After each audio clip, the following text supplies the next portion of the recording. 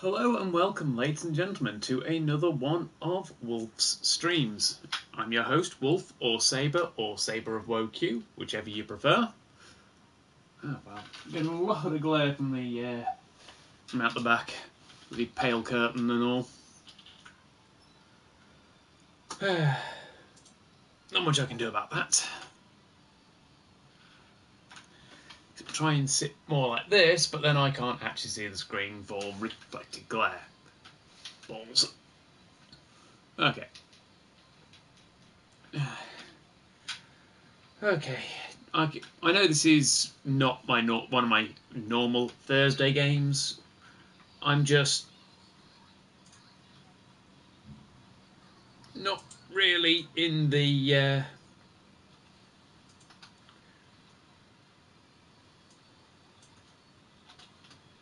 right mood for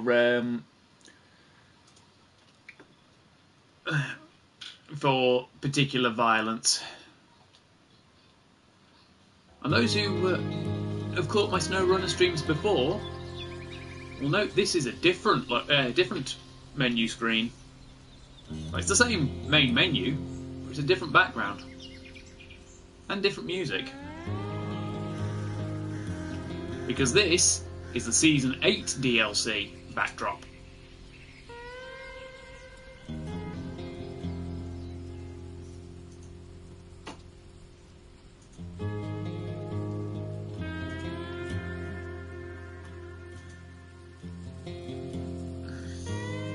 And yes, I'm actually still in Alaska.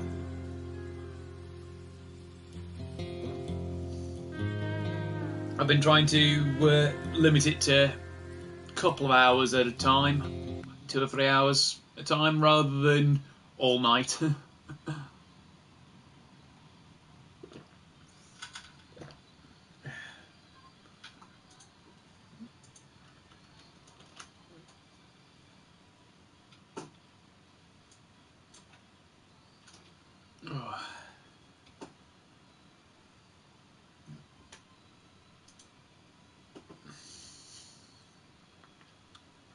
Okay. Last couple of links while it's loading.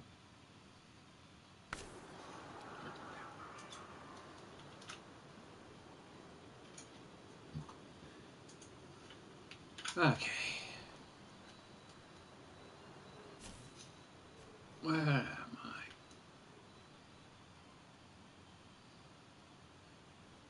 I? Okay, on that. The morning. What am I doing?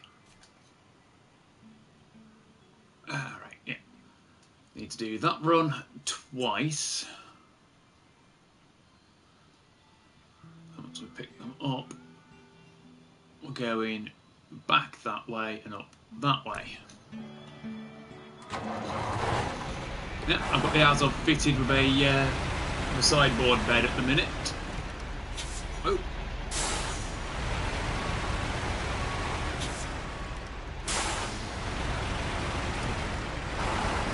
Because I need the hauling capacity.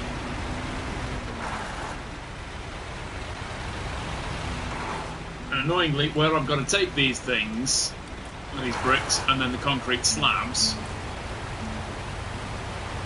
is in a spot that's going to be a pain in the arse for the twin steer to get to without rolling itself.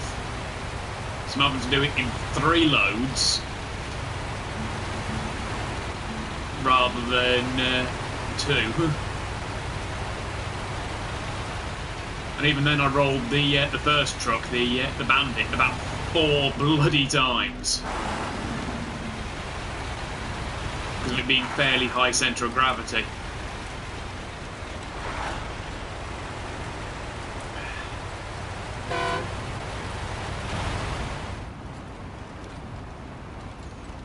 I do love this truck. Always on diff lock, always on all-wheel drive. Gives me so much torque.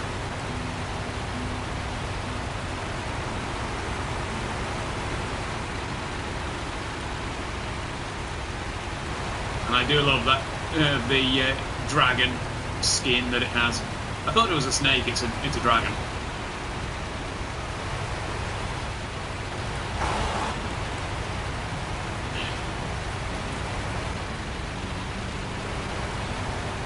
So we're just driving through the snow in Alaska. You know, being casual and pretty chill.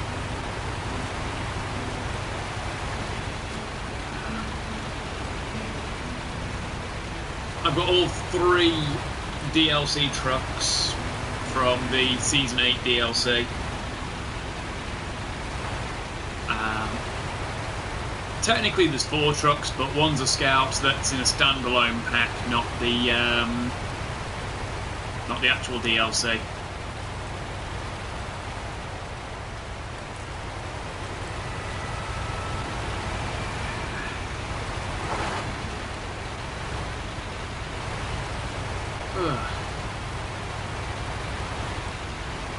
Yeah, this is nice. This is chill.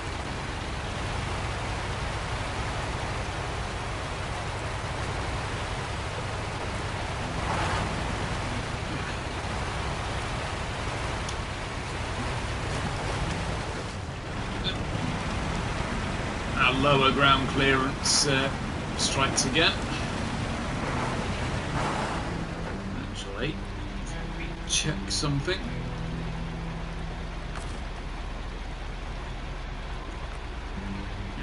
There we go. I have the active suspension. Raised my ground clearance a couple extra inches.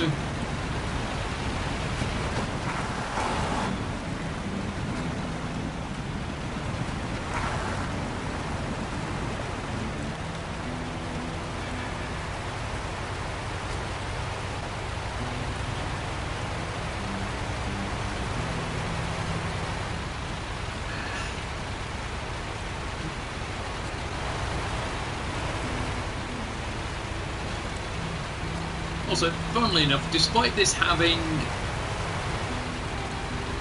2 steering front wheel, front axles, and it's not a twin steer. Technically, it's not. There's not even a triple steer because it's got 3 steering axles, 2 front, 1 rear. I don't even think triple steer is even a thing.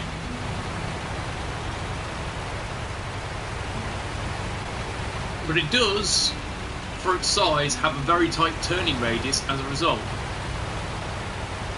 So that rear axle counter steers.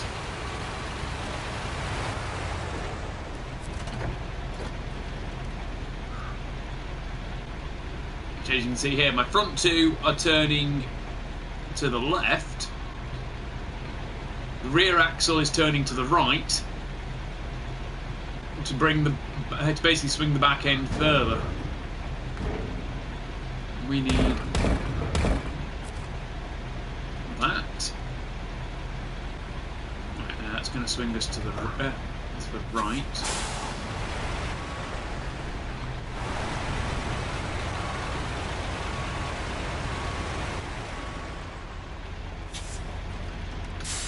And we want to do that. There we go.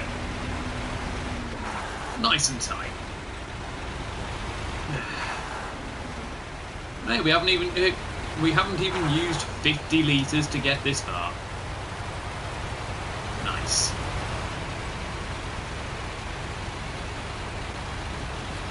I'll top up the fuel station on my way anyway, as is habit. But I think we can get to the warehouse in White Valley without needing that extra bit of fuel.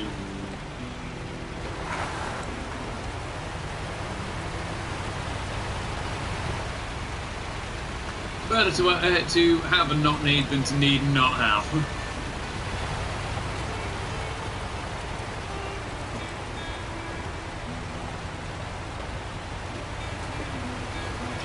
Not just pull a recovery vehicle out in White Valley a fuel tank.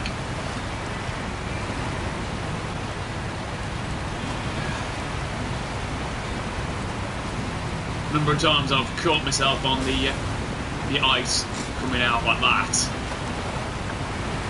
in either direction.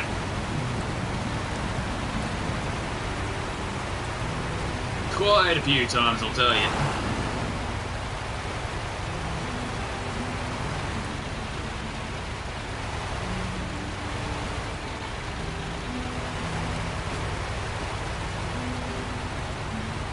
Just a brief pull in.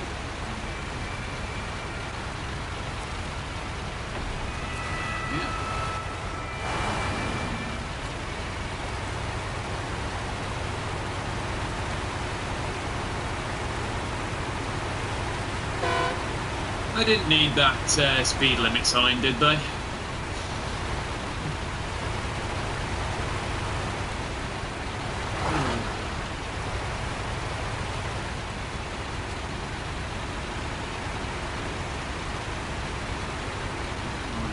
That way. Hang the left here. Then we want to stick more to the right because it forks off again a little bit further on.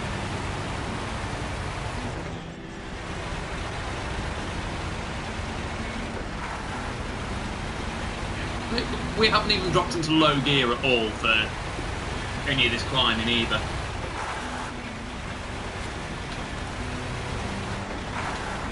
See, the road forks off here and that takes us around by part of the pipeline. We don't need to go that way to get there. Plus, if something does happen, we're a bit out of the way for recovery and crane.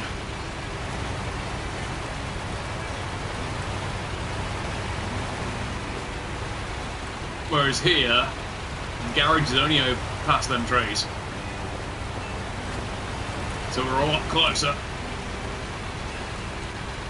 So let's just head this way. Casual as you like.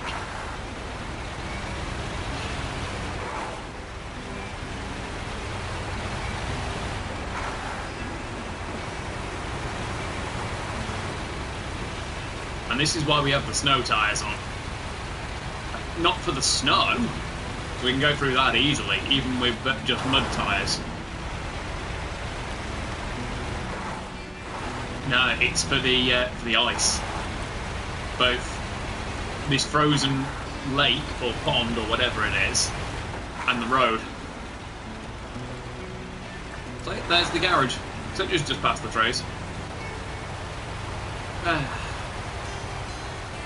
Or I should have had the camera itself off. Just like the microphone in it on. Given all the glare behind, can't really do much about that. Fairly pale curtains and all.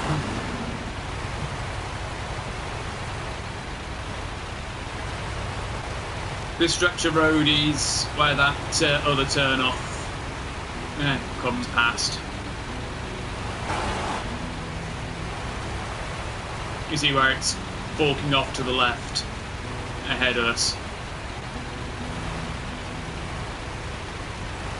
Whereas we want to go under this stretch of pipeline, which, by the way, when you first come to Northport, has collapsed and is blocked off. You have to restore it to have ready access to this side of the map.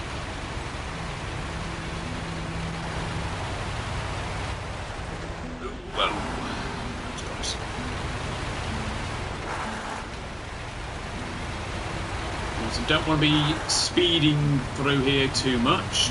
One, all the loose rocks will wreck my suspension, but also because of these. Because there was a...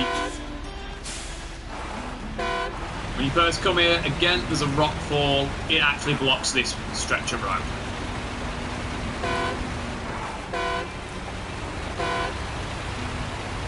Luckily, your horn is basically a sonic weapon and just breaks fencing and the like. Anything that isn't concrete fencing or actual fixed objects. Did that bird just fly through the bloody bricks? Ah.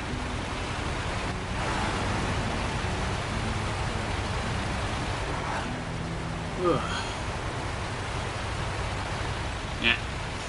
This is one of the last White Valley missions as well. Cargo Apocalypse Part 2. Once that's done, I'll only have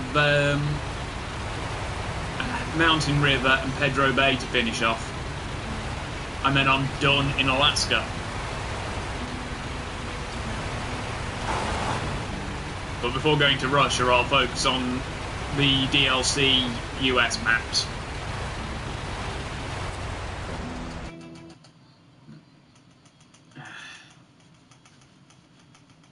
The garage in White Valley is actually near to that aerodrome. We have a Scout 800 towing a Scout fuel trailer as well.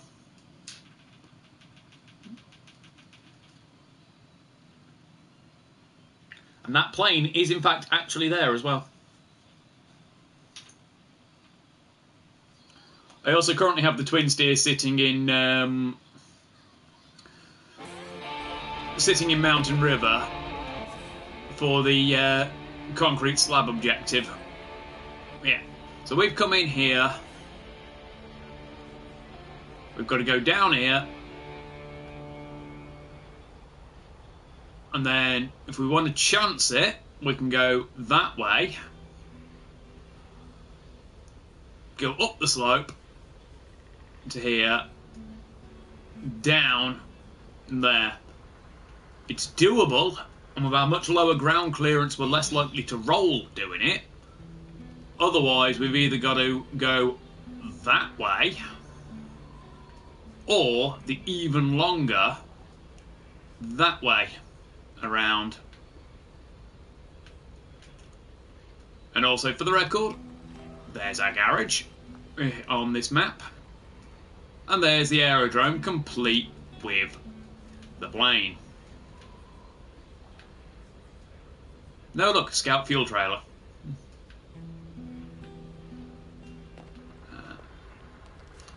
Quickly nip into the garage for the moment. Yep, the bandit's here after I drop those bricks off.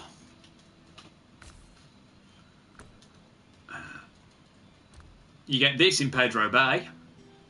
American US Army truck, actually. But people thought were called out, like, why can't it do what we saw in the Pedro Bay loading screen? Which is have a fuel trailer.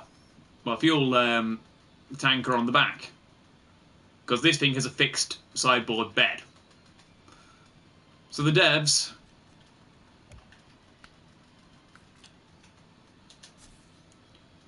made a civilian variant which can have the fuel tanker in there.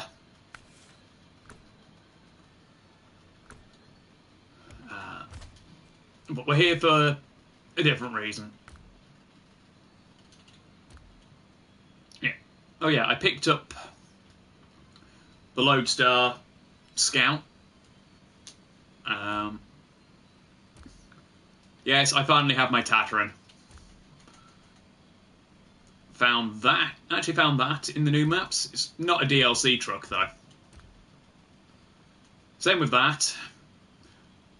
Because it wasn't properly unlocked, so I just figured, chuck it in the garage, sell it, rebuy it. I put my Chevy into its custom skin. Yeah, Caterpillar TH357. You find 2 of those in the Yukon. And that's from the High Roller DLC. I found that on the same map. People who follow me may recognise this from the unfortunate accident I had in it. It's currently in stock, it's relative stock configuration.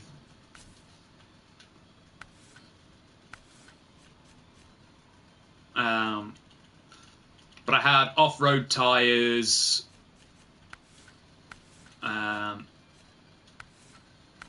was as good as I could make it for the time. But the trailer it was hauling was so long that it's very hard to get it around certain corners.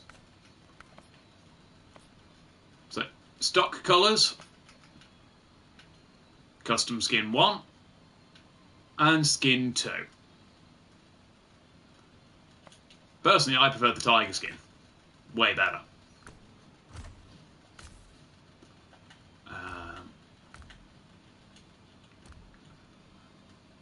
This was in the Season 8 DLC.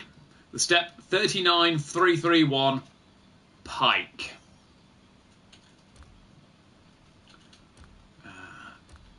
These are in other DLCs.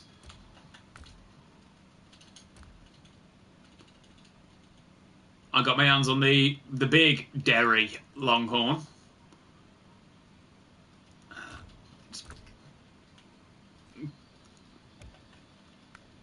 Oh, wrong one.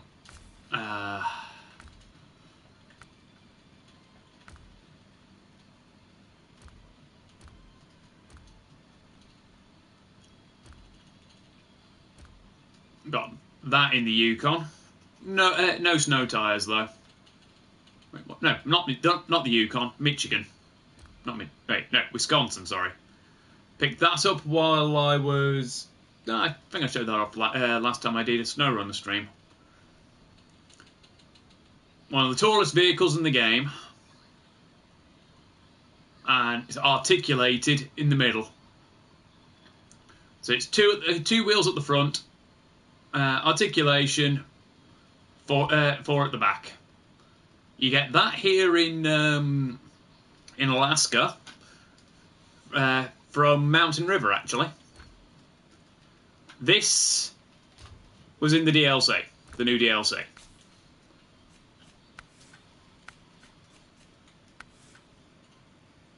When you get it, it has... Bear in mind, you have to go through a few hoops to get it as well at stock, but then you raise its mud performance by sticking on 4 extra wheels. And it can either have the stock farming hitch or this little van body add-on. 2 spare wheels, 600 points of repair parts, 180 litres of fuel.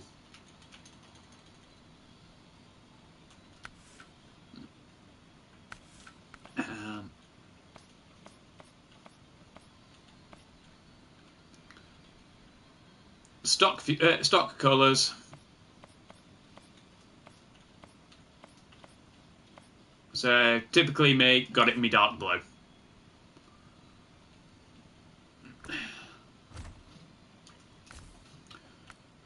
The last of the ones that was added in that you can get, you have to jump through you have to do a quest to unlock it, but then you need it to actually leave the starting area.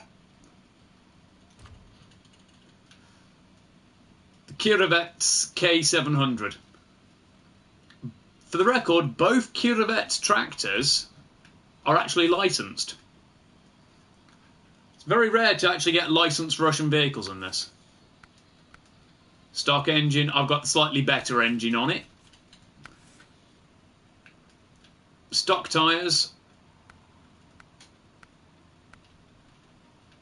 That gets up to excellent off-road performance. And that goes back down to good, but also raises my on-road performance.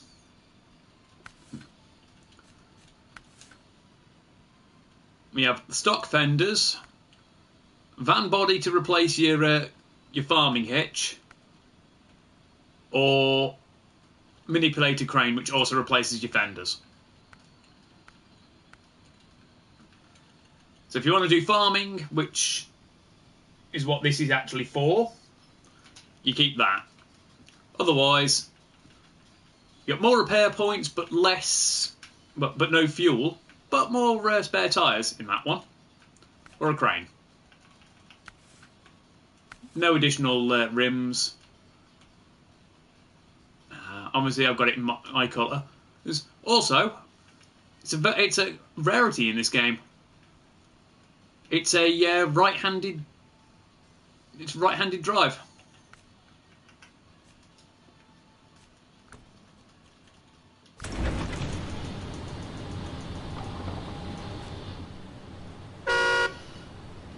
Also, it is obviously articulated. Same with the K7. But look, we actually have a right-handed drive.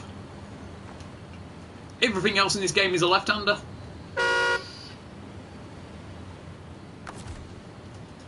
Now, obviously, because I've not got snow tyres, it's not advisable to actually take that anywhere. And I'm just going to show off this as well. Just look at the size of this thing. And that's a horn.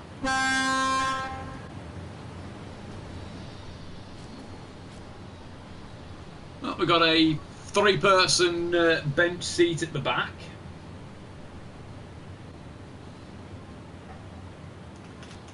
We've got my passenger seat, and we've got me in the driver's seat.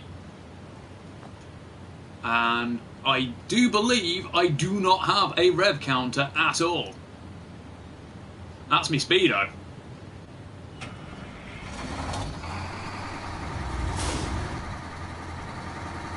That's an engine. That actually sounds like an engine.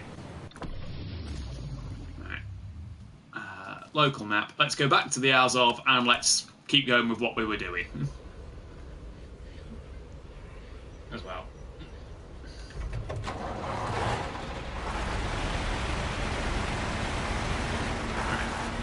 So going from the fuel station Northport to here only cost us 47 litres.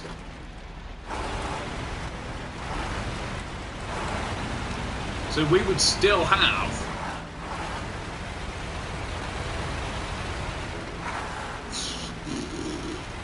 about 238 litres left at this point. Alright, just check my map. Okay, I'm gonna risk it. Risk it for a biscuit, as they say.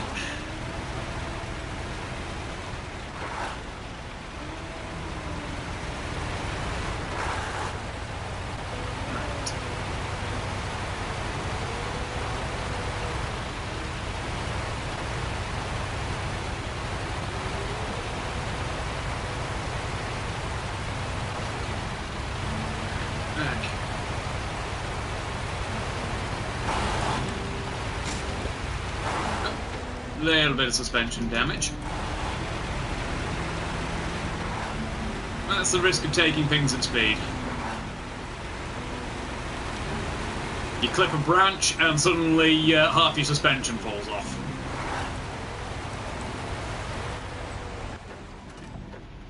And that is in fact, yes.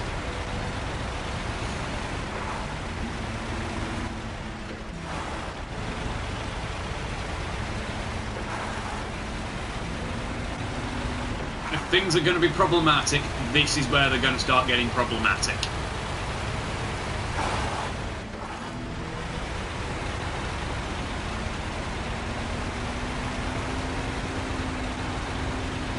The thing is, I don't like it when my truck starts to tip,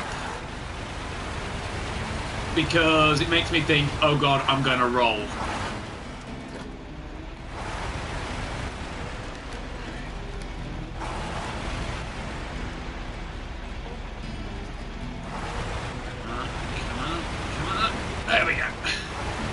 Round the corner, nice and easy.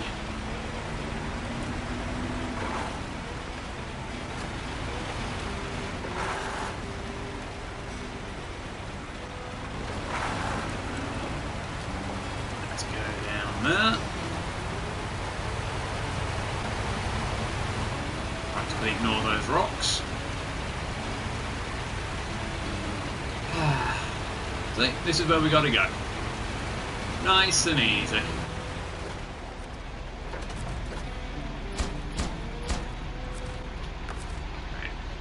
For expediency's sake, cover, store. There's the twin steer at the entry gate.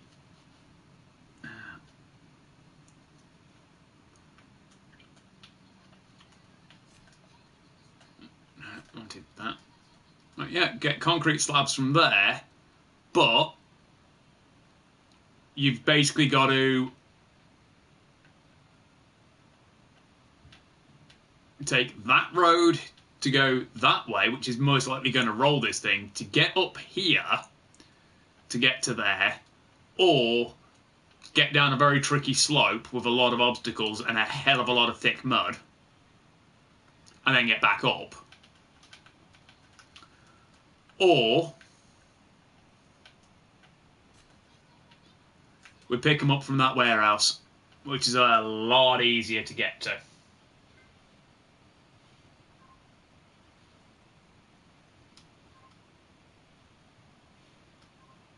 So obviously we're going for that one.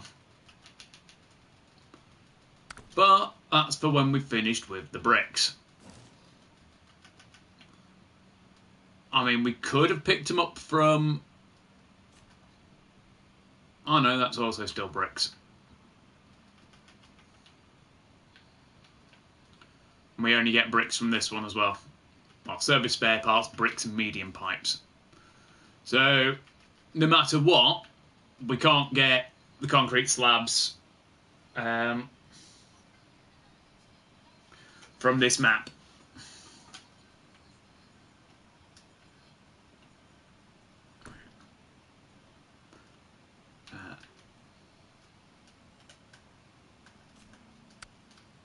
There we go.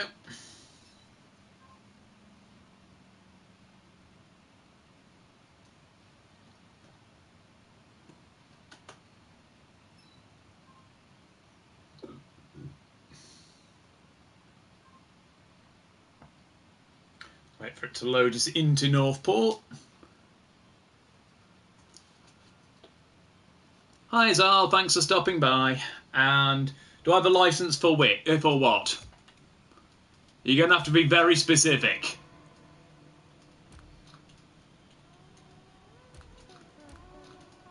Considering I have trucks of varying tonnages.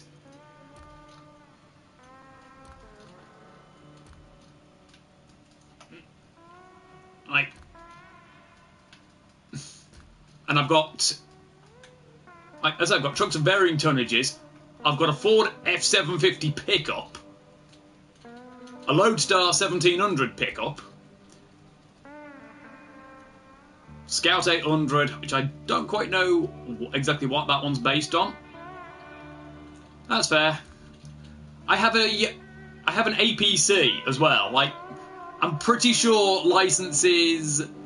Oh, fair enough. But I'm pretty sure most licenses don't cover APC that fused with a off-road fire engine.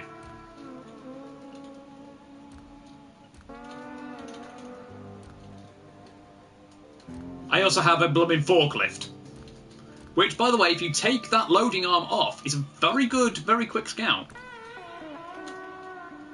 Right. When it comes to they've reclassed that as an actual highway truck now. That was in the heavy duties. But luckily that doesn't count towards the need every truck and need every American truck achievements. So I need the CLT 9000, the CT 680,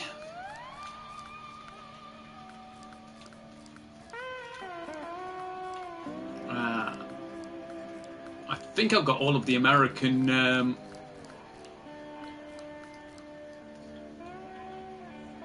no, it was under the heavies. I've got all of the non-DLC American heavies now. I need the Mark 38 Civilian, the 114 SD, the 916 A1, and the Paystar 5070 to have all of the American trucks.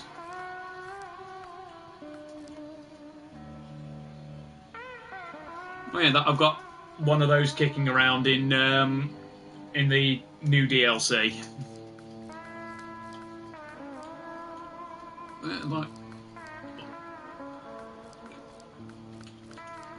Now, the only American vehicles for Scouts that are missing are the Apache, the 2 Jeeps, the only British vehicles in the game, the Defender 90 and the Defender 110, and the American Resvani Hercules 6x6, which was also added in the new DLC, but is in a standalone pack. It's not in the Season Pass. It's a 6-wheeler, much like the Apache, only lower down, but it also lacks a tow hitch. Can have a safety cage, small roof rack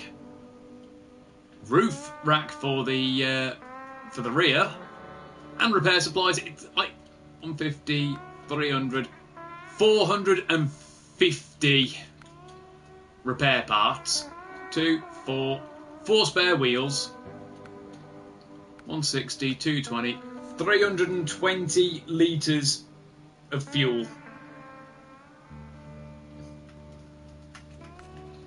So a very good recovery vehicle, I'd say. Right, anyway, let's get the Azov back out of storage. And let's get on our way.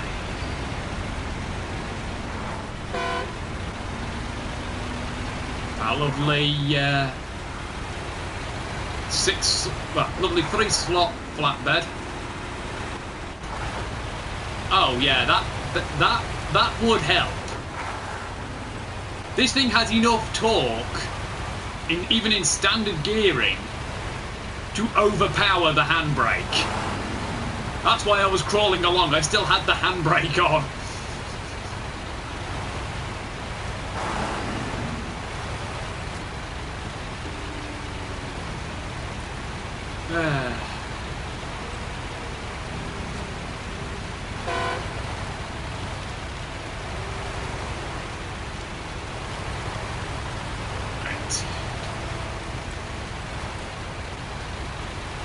Considering my truck has the paint job, a DLC paint job of a dragon, you know, it's kind of got to have the torque to back it up.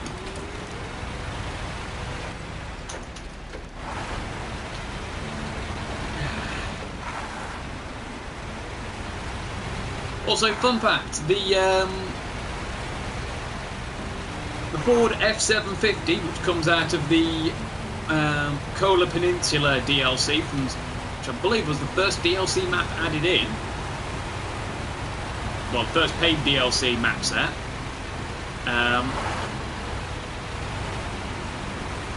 That is the second heaviest Scout at 6.5 tons. The Tatran is heavier at 14. Is the largest Scout that can have a trailer that actually tows. The Tatran does not have a tow hitch at all. But what's more, it's the only Scout that, while it has a tow hitch, cannot take Scout trailers. Instead, the Ford F750 can take full-size trailers, like the same trailers that if I wanted to I could stick on one of my big trucks.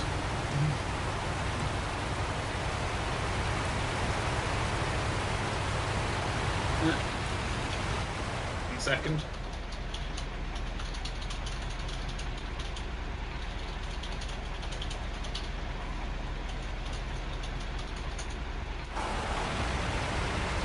Need to answer a message briefly. Okay. So let's keep going here. It's the in-game time. 8 PM. Sun is setting. Oh yeah, I have a lot of lights. Lot of floodlights.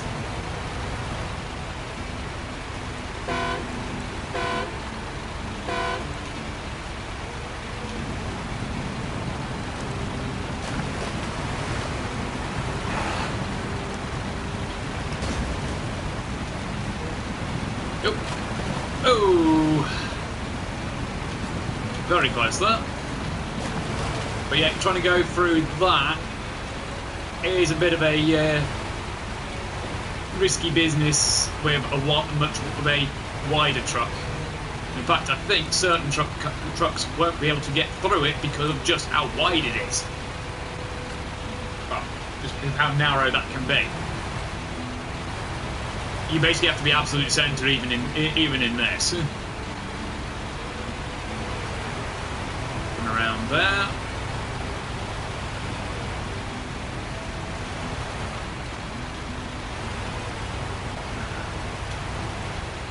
Let's take it around there.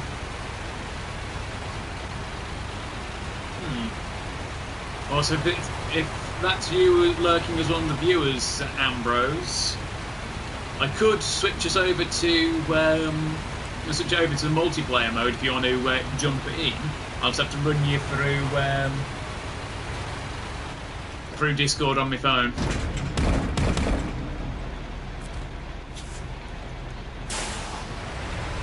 I mean, people wouldn't be able to really pick up your voice because PlayStation camera.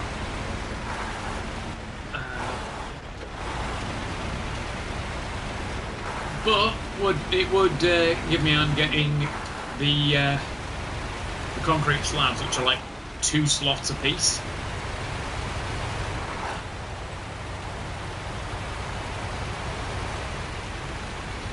If you want to do it, at least. If not, I'll just keep going solo.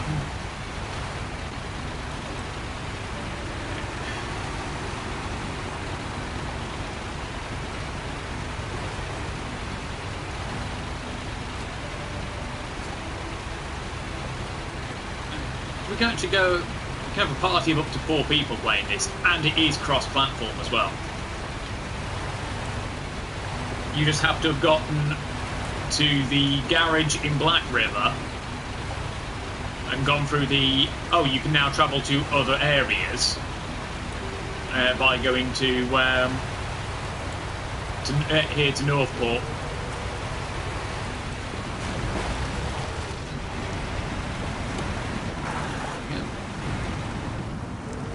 Right, I have a dream catcher, which comes from one of the DLCs. And some trucks can have these hanging curtains as well. Depending on the truck, it can sometimes remove your hanging decoration, which is a little sad.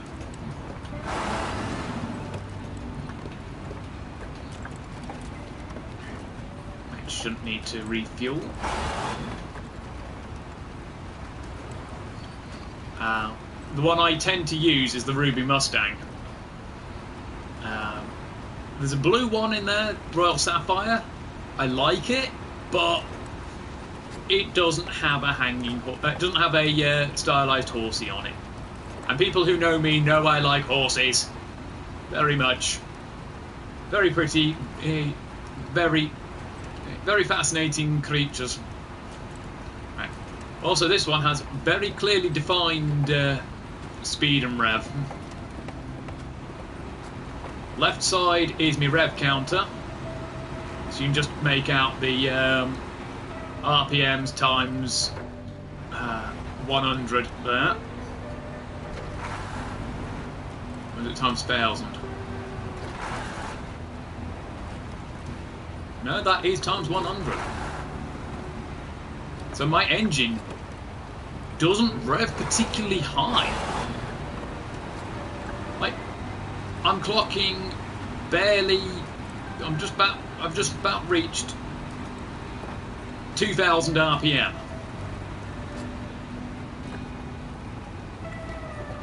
And I'm barely doing over 20 kilometers an hour because this is still like American made to an extent. There we go.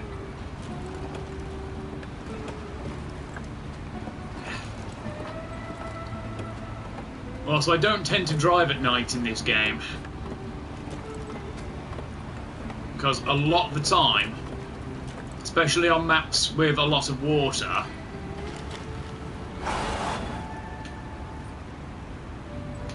I tend to rely on being able to see the tracks under the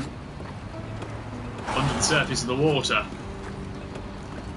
And at night, and in first person, in fact, you can't actually see those. You can't see them in first person in the day.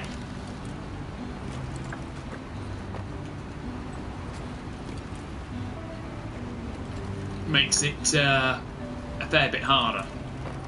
But at least these mud tracks are easy enough to see on the road.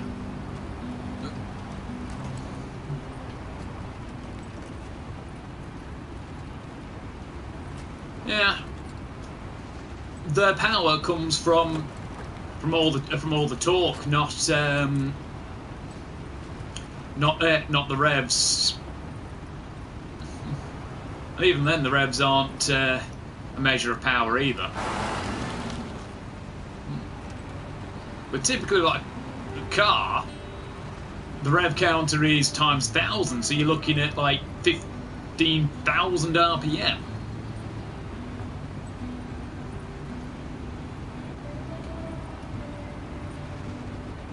Whereas here it's 1,500 RPM. Huh.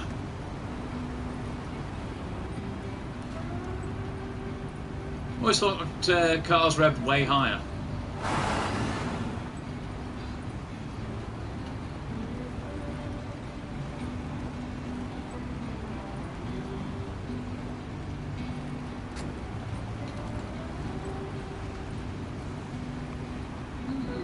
Probably. Right. Now, because we changed areas, these things respawn.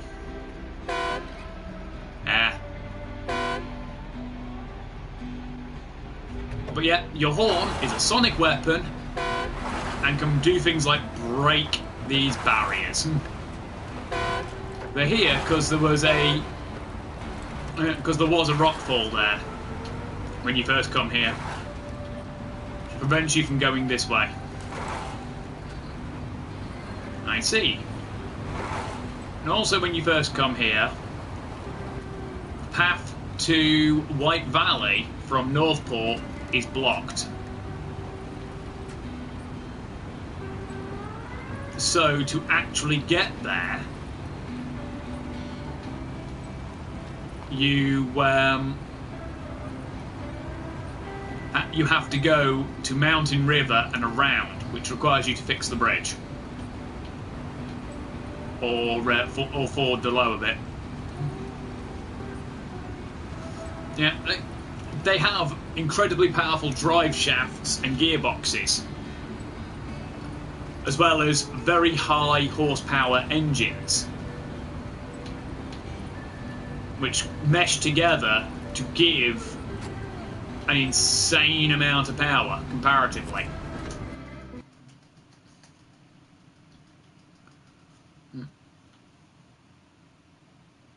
Yeah.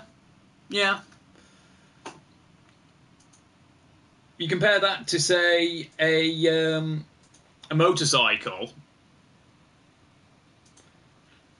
where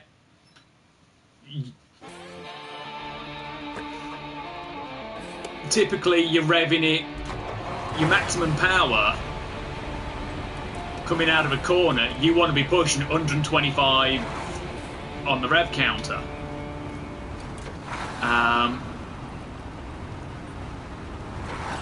Pushing that hard to give you the acceleration. And then you generally keep it on the red line until you hit optimal speed. Your revs drop down to about 8,000 and you coast on that. Then you drop. Then that's when you drop out of second gear back into first to take the next corner at 125 miles an hour. A little bit of hyperbole there, but you know, those who know me know I much prefer motorcycle racing to things like Formula One. You actually get to see people. Distracted by my phone. You actually get to see people overtake and occasionally crash, especially if you're at Donington.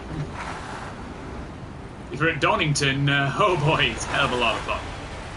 I need third person for this because I've really got to see what I'm doing.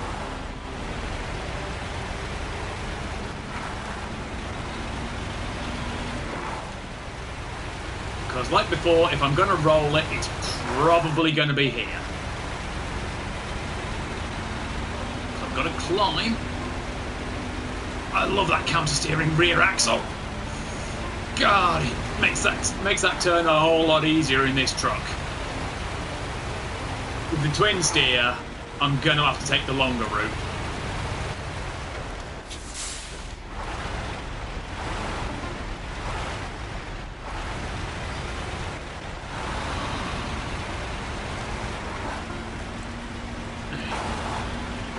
Around there.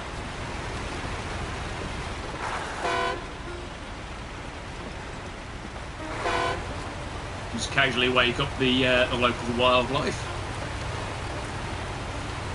Also, those beacons on top of the cab are functional.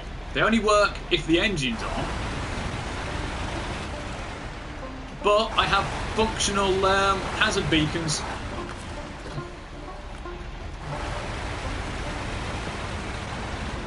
Fair enough.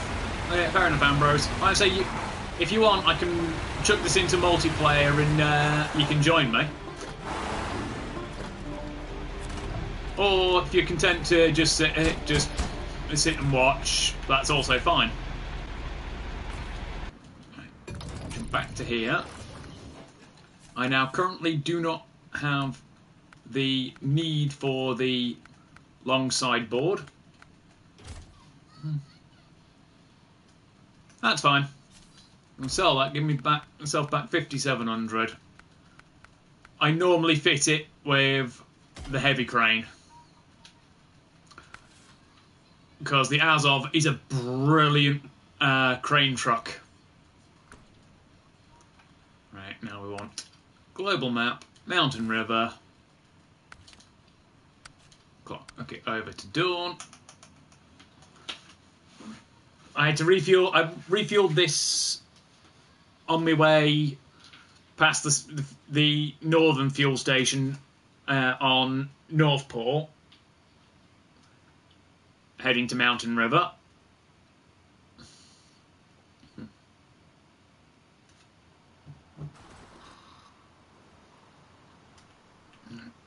But yeah, if you want to try fording the across there, you have to take that road over there.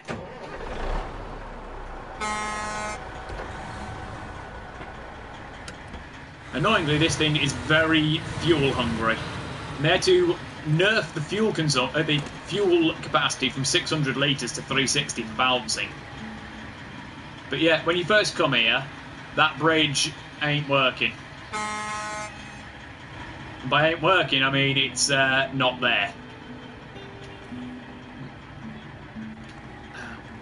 Mad Cat doesn't actually like this truck very much because it's a fixed flatbed. even with twin steer to decrease the turning radius, it's still very wide turn. And it has very awkward load distribution, meaning at speed, which even with a more limited gearbox this thing has in spades, it's quite likely to roll. And yes, I have door stickers saying Thunder Truck.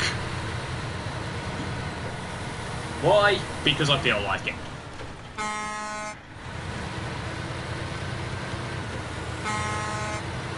And a couple of weeks ago, well, yeah, a couple of weeks ago, to make Mac feel a bit better, I took this over to the airstrip on in White Valley, and I proceeded to full tilt this thing fast as it could go, and hurled it off the cliff at the end of the runway.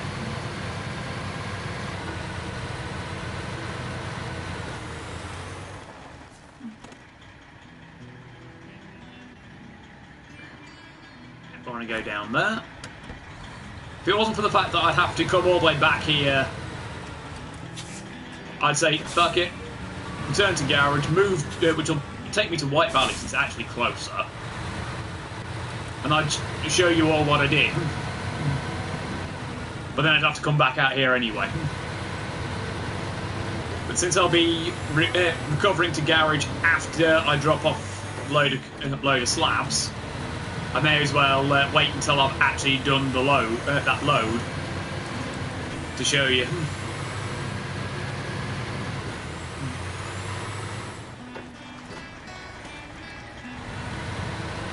Yeah, this one's a bit easier to get to for the slabs as opposed to the other warehouse. And oh look, it's the small pipes from last time. It's the loading platform. But yeah, even this thing, which has a mighty 4 slots but no trailer, can only take two loads of slabs.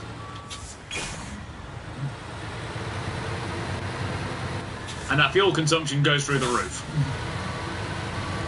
I've not even got the all-wheel drive on, let alone the diff lock that it comes with.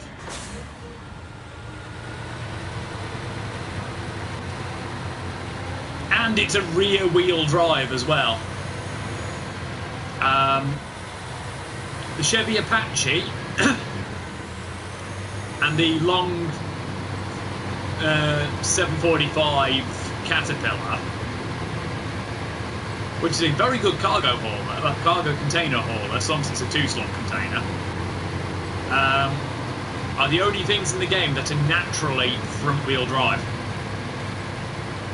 Everything else is either rear-wheel, all-wheel, or toggleable rear to all. Oh boy.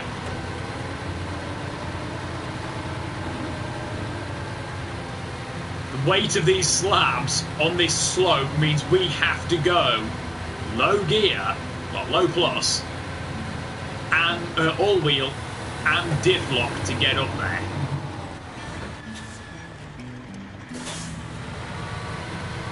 And our length means taking that corner, which is easy for most things, is a pain in the ass.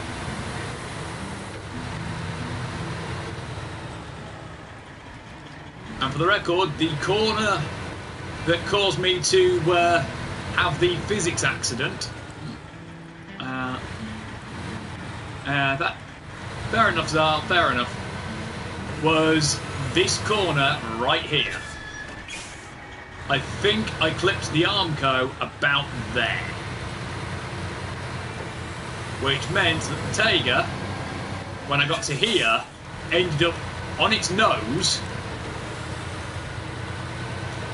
pointing that way, with the oil rig trailer on its side, keeping me stuck in that position. I then broke physics again, trying to recover it, and yeah, mildly hilarious, to put it simply. And I'll try to keep having fun, Zal. I'll try.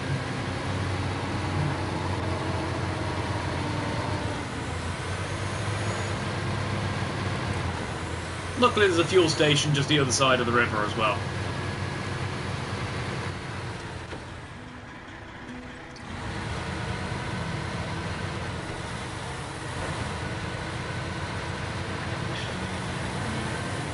So to compensate for this huge turning radius,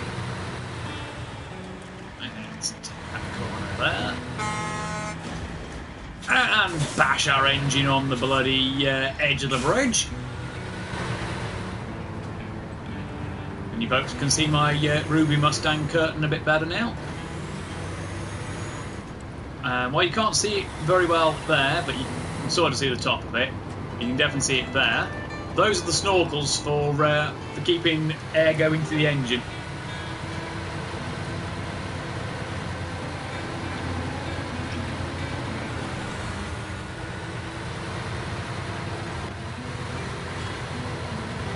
Let's get round that corner. I may want to put in the... I think I've got the best engine on here. But I may want to try putting in the high-range gearbox for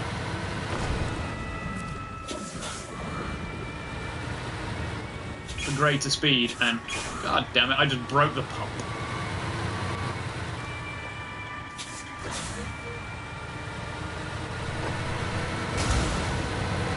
And that's one of my tyres. Broke a tyre.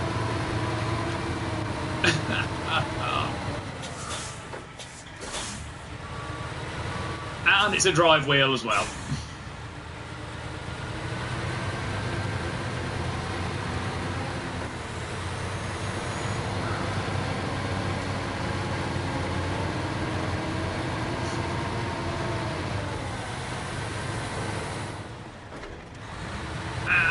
Gotta keep going round here.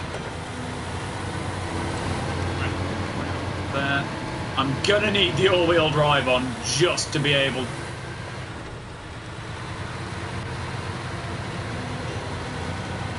to actually get some drive going.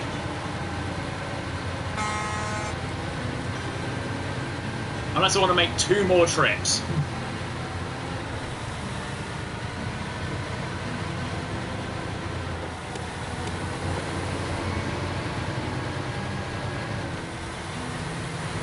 With smaller trucks.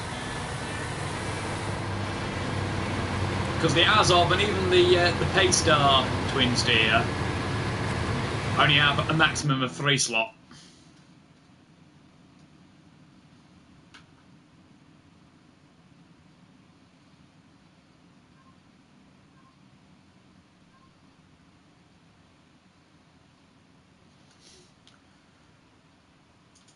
Okay.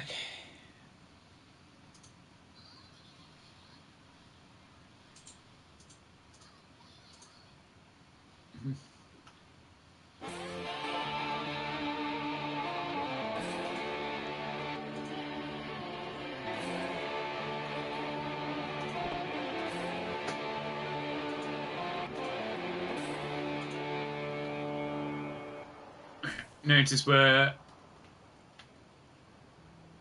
at this gateway instead.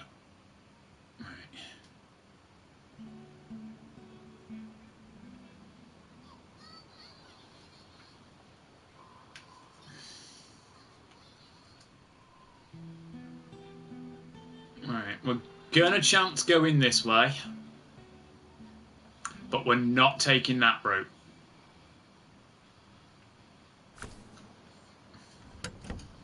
You can see me Thunder Truck decal a bit better there.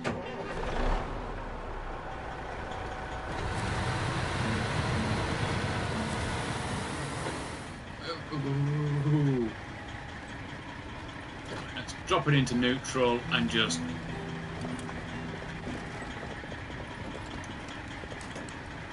coast down to the bridge. We have an idling fuel consumption of 3.8 litres a minute.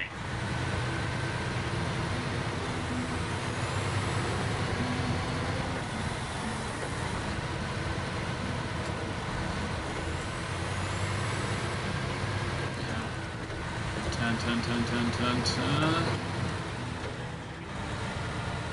Apparently dropping into low gear does help your turn radius with some vehicles.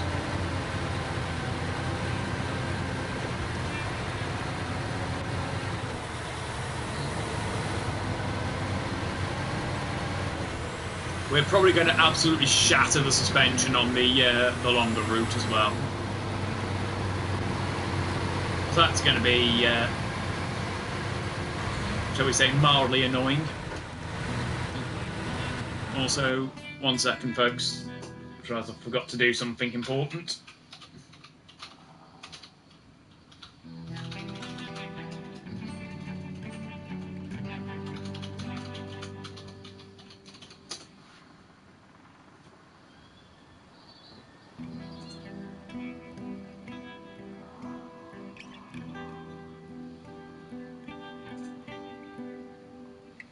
Hey, it's actually recognised that I'm on SnowRunner. That's what I thought that. Normally on the PS4, I've got to manually change the category.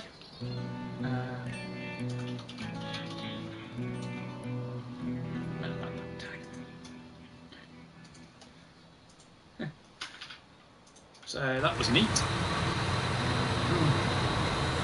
If you heard any echoes, it's because, like I say, I've opened the stream on Twitch to check. I could have sworn I had it paused, it just like decided to play anyway. So let's go that way. Ignore that because we'll never get around those corners without rolling it. Good.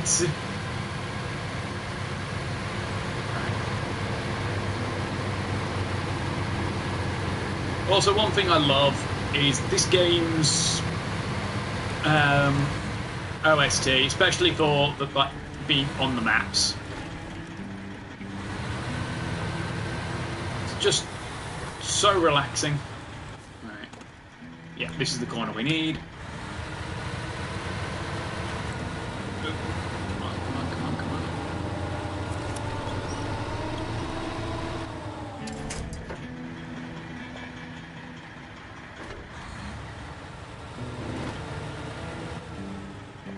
Oh my god, are we actually bloody pinned?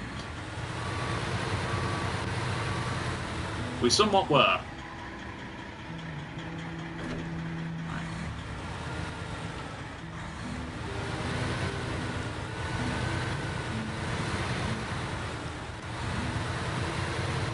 There we go. Corner.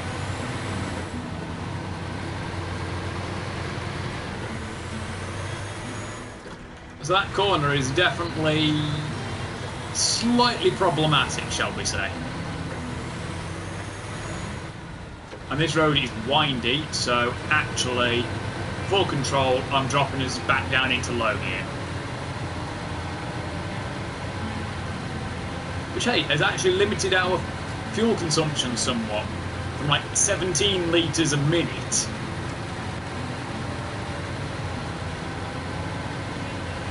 on level ground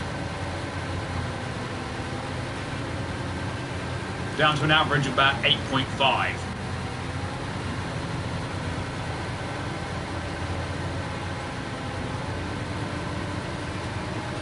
So let's go along here.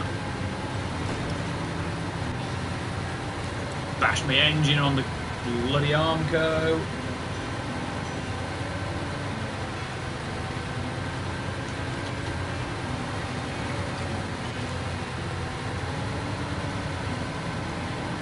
Casually missed a chunk of road that doesn't have an Armco. Whoa. Yeah, that, if you're not careful, that'll flip you.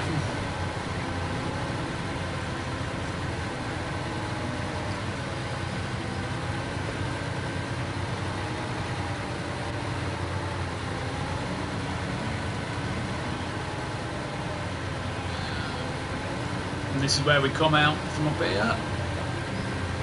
So we're almost there. So we can actually go back to regular gearing. and our fuel consumption just skyrockets.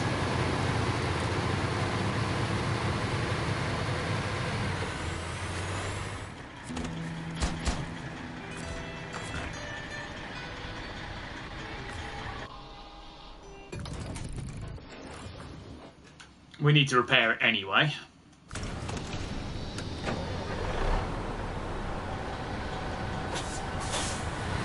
Oh wait.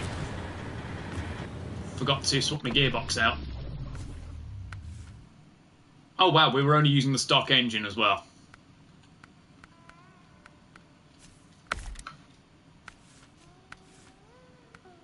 On the off-road gearbox.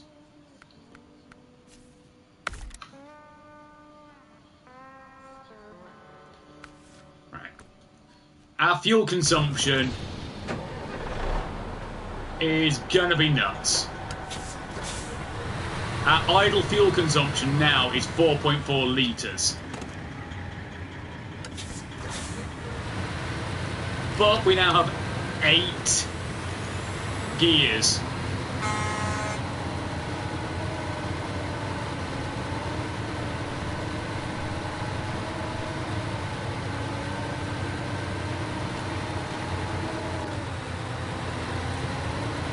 I'm losing a litre roughly every 3 to 6 seconds.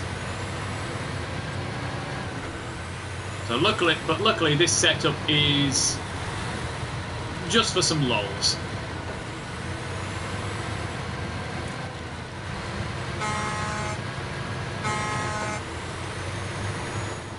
The hardest part is going to be lining this up.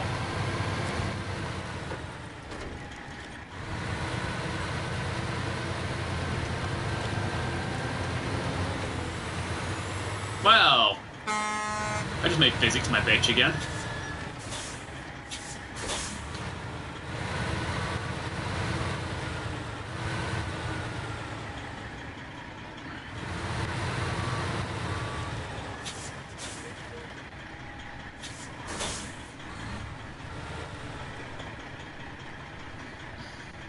I've really got to stop doing that. Right. We want the power.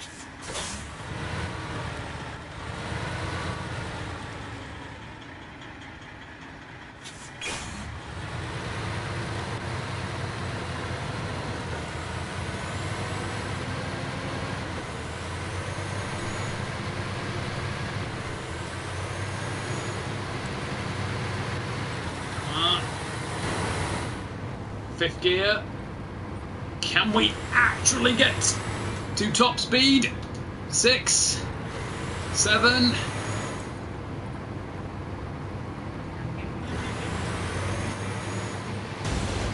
Yeet!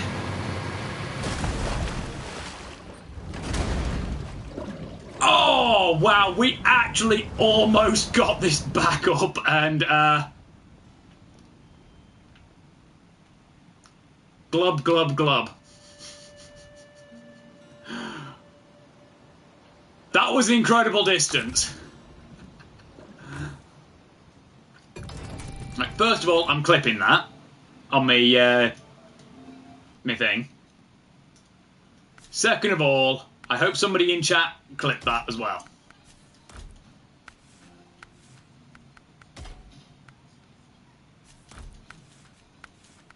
Actually, no, I'm going to need that engine.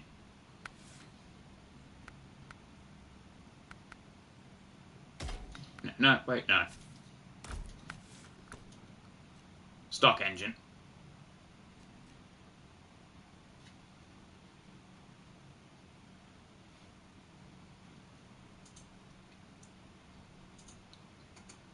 No, I'll sell the engine after the mission.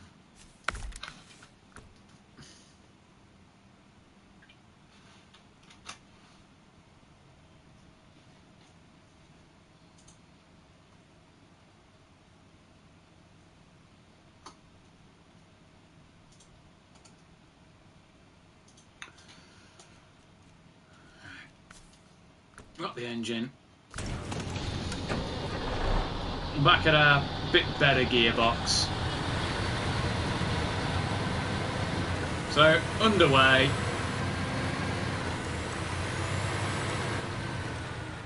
Ooh. Our idling consumption is 4.6 because no matter what we do, this engine is thirsty.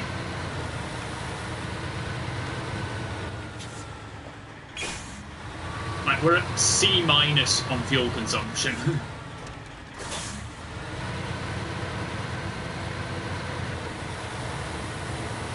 Short of a weaker engine, there's nothing I can do to bring that down.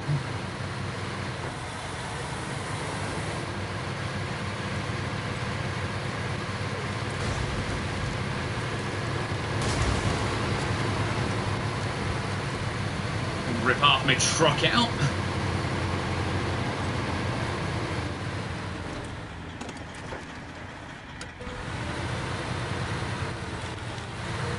Naturally.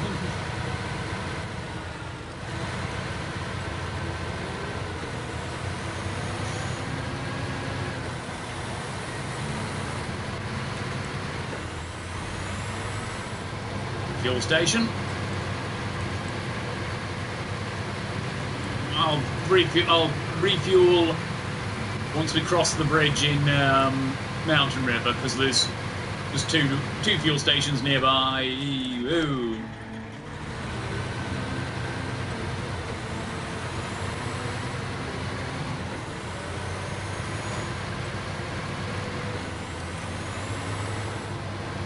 Yeah, idle it takes us probably about 13.5 seconds to go through a litre.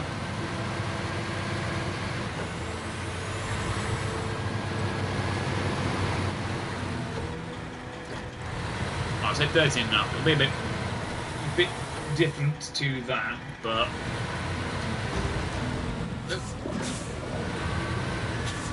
generally helps if I don't try and knock down telegraph poles and power lines.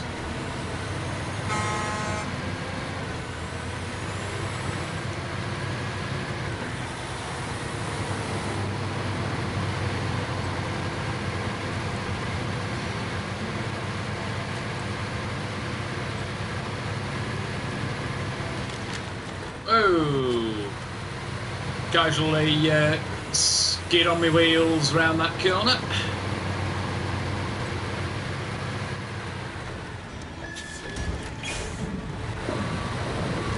Smash my engine into the telegraph pole again. Oh, no, they're not telegraph poles, these are actually power lines.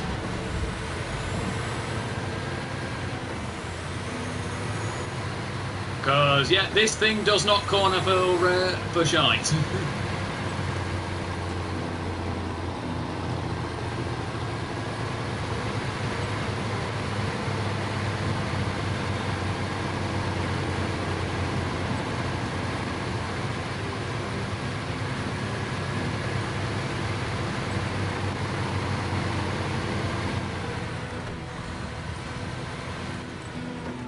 Oh, barely got round that corner.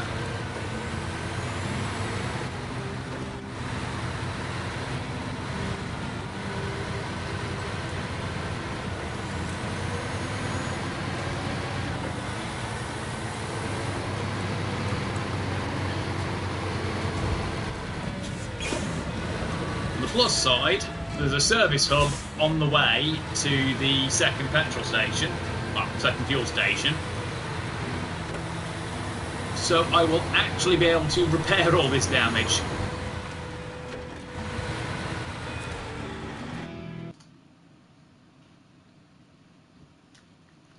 Mildly usefully.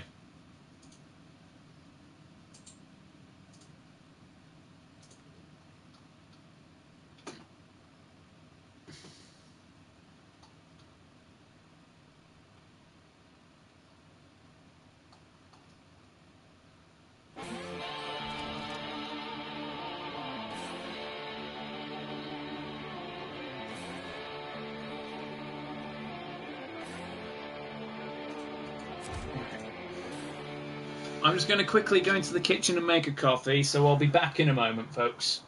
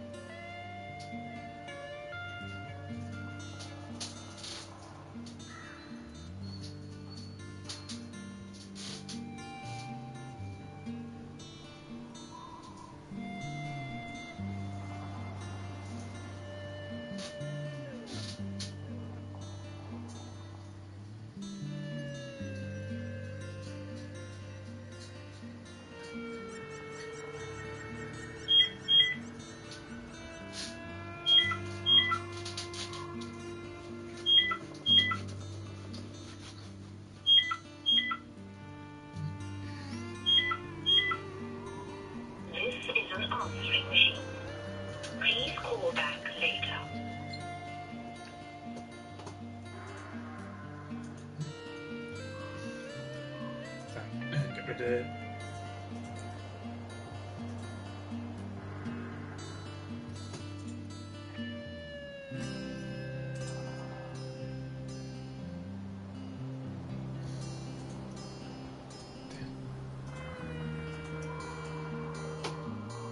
Okay. Notifications coming in.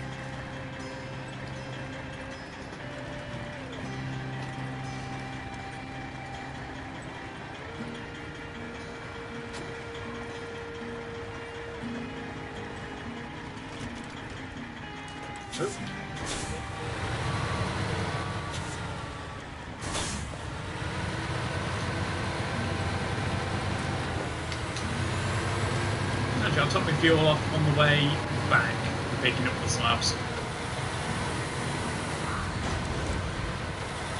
Save me doing it twice.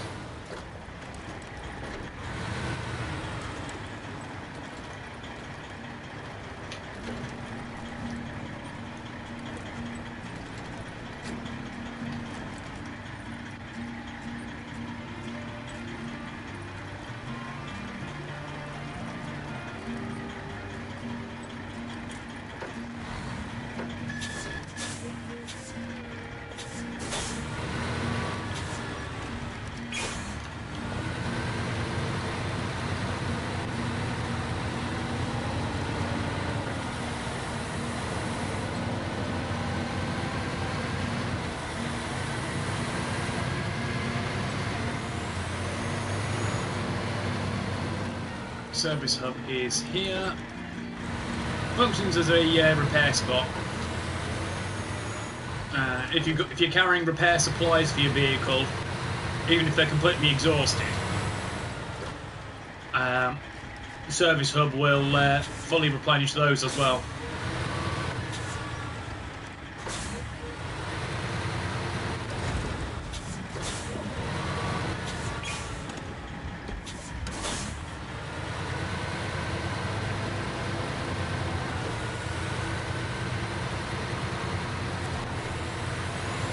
Truck fully repaired. Also, another downside of twin steer here, and there goes a tyre and half my suspension. Is it doesn't have a tow hitch, so I can't take I can't take any kind of trailer with me to increase my carry capacity from 4. I can take the lineups off to the engine. It's more the suspension that I need to worry about.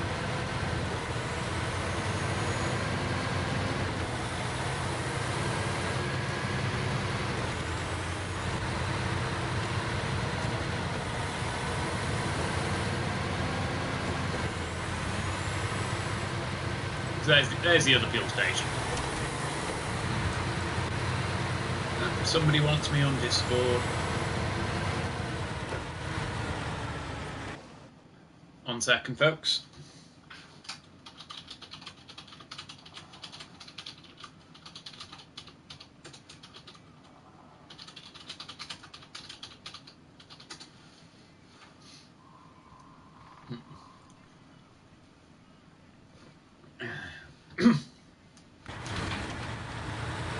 Hello, Dakana. Thanks for being able to stop by. You missed me chucking the high-range gearbox on this and yeeting it off the airstrip again. Also, that's what I need. I told this to Green Flame last night. Well, this morning for you and me. But I'll be on 14 later. I'm out tomorrow night. Well, tomorrow afternoon onwards. Because D&D and all that. And then I'm available again over the weekend. Focusing mostly on raids, but also Wondrous Tales and putting experience onto Warrior. Got to get my weekly Abyssos raids in for the loot. Got to get Wondrous Tales done. And I'm obviously doing Warrior leveling. Could be fun, yes.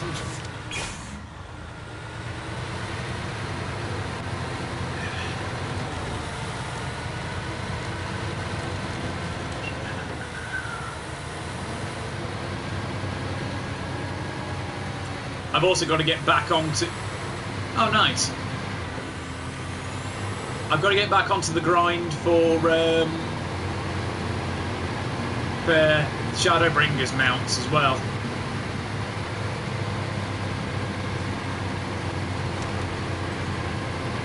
Also, my prior offer still stands. If you want me to make gear for you, let me know. And oh man, these things are so heavy. Even with the top engine, I'm still crawling up this hill.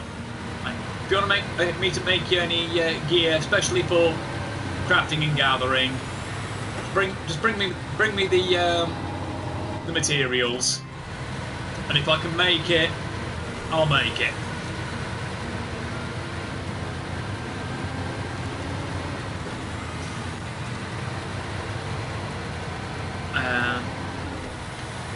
It was like some people might say, "Oh, chuck me a couple of grand in gil as payment," but in my case, the cost of the materials is my payment, and you've already made, well, you've already done the payment for materials by getting them, especially if there are any that you're short on. Of course, if I've already got the material, a particular material, I'll say, yeah, I've already got it. Yes, Small is a good Small, because Small is a Kato. And unlike normal Katos, Small is not a douche.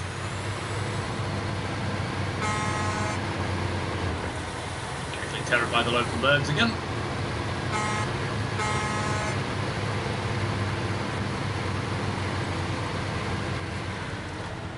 Now we've got to keep to the right. Bash our engine again. Every time I take that as the left-hander, I keep bashing my engine on that bloody end of the bridge with this thing. It does not corner, even with the twin steer reducing the turning circle somewhat. This thing cannot corner basically at all.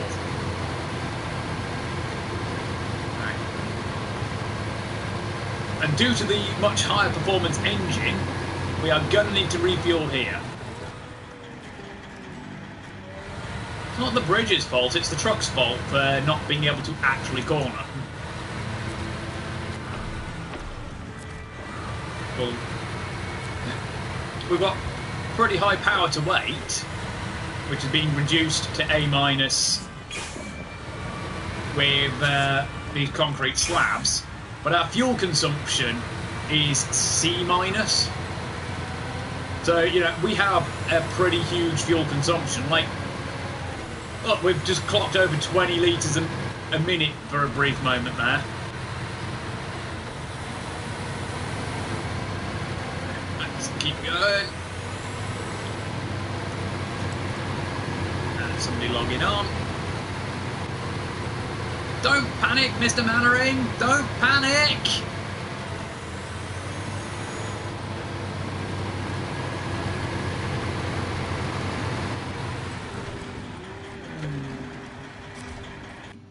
travel to White Valley.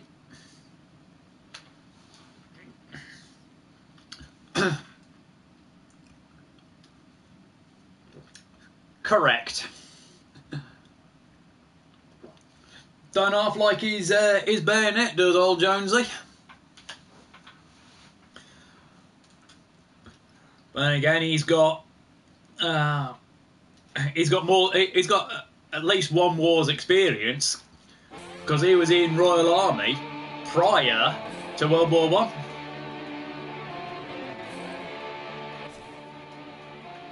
Right. I've got to go down here. We managed it last time, so we're going to take this left, so this right. Follow it along. We're not going to take that because there's no way we'll get around those tight corners in this thing, not without rolling. So we go along here. We're going to take this right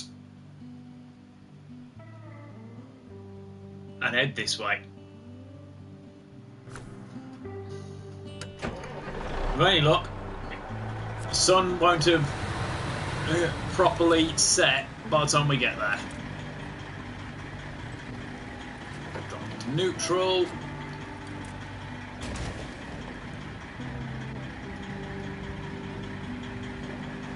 I'd have preferred to have not bashed my engine on that power line, but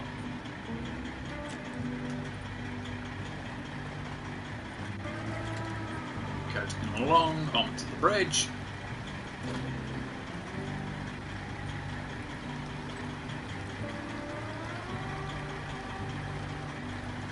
Sun's setting too much. Still too bright for all these fog lamps.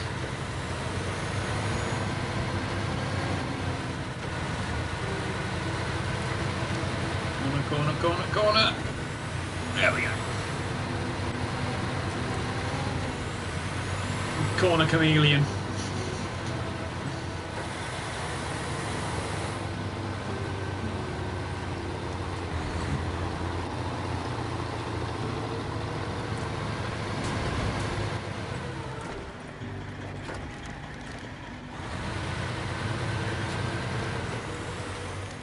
Just want to roll it.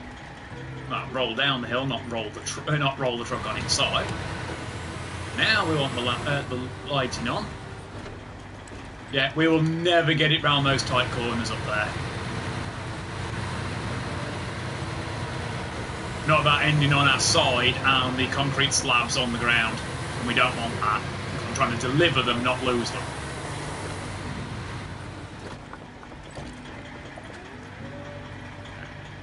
There's our corner. So now we want to stick left.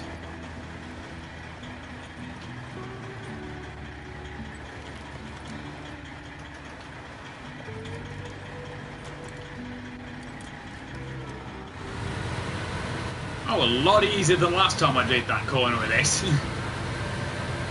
Bloody caught on the right-hand arm coat with a blown tyre. They had to do this in all-wheel drive.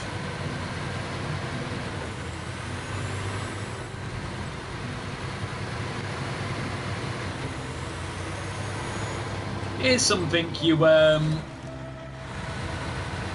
might or might not have noticed, Tucana.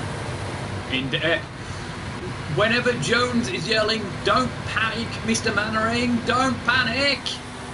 he himself is actually panicking. I suppose that's half the comedy for it, but eh.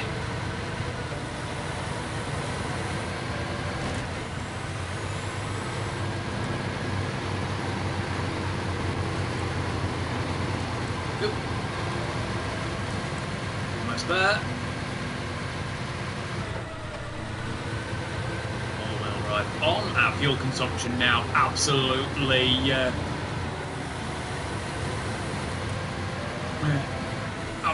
rises to the point of we are going to drain this fuel tank in basically 10 minutes, just over 10 minutes.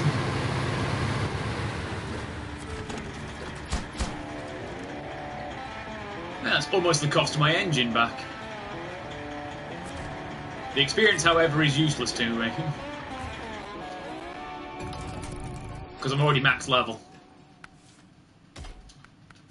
Back to me stock engine, sell that. Right. Contracts. 2, 3, 4, 5, 6. And that one requires us to do lumber mill supplies, which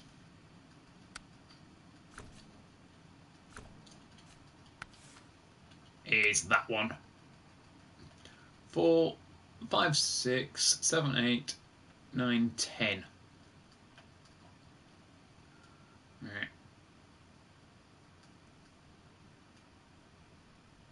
Drone site is fuel, metal beams, that'll be service spare parts, yeah, and that'll be a small pipe. Though, at the same time, Mountain River, we also have small pipes there as well.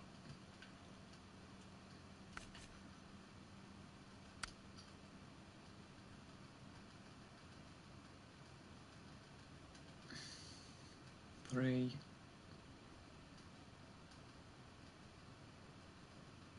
I'm just trying to work it out a little bit.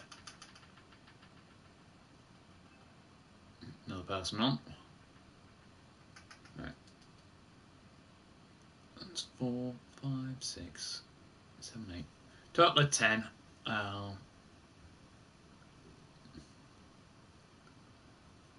3. 3 of that. Then 1 and 1.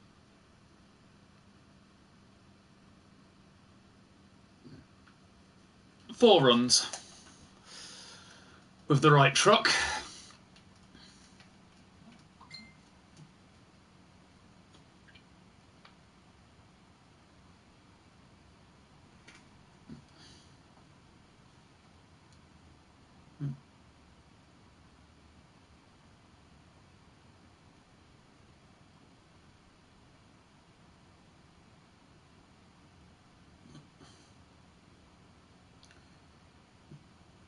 Let's clear those notifications off. Okay. Right. But at the same time, if I take a three slot trailer,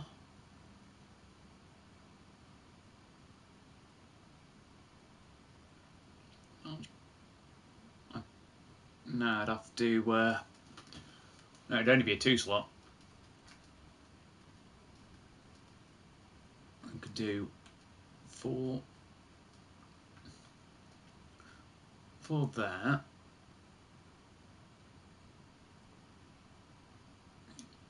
One there. Back up to there.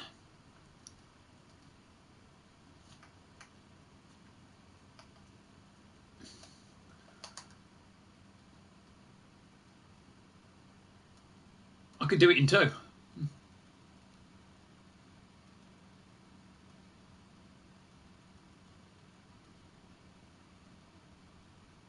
Bloody hell. Right. I've worked out what I'm going to do with that. So let's take that mission.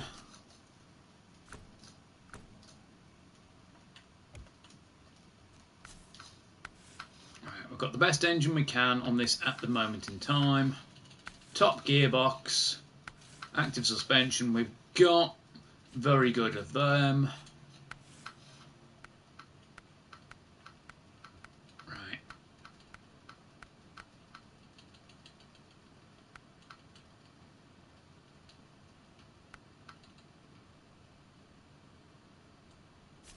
No, it's going to take still take 3 runs, because I don't think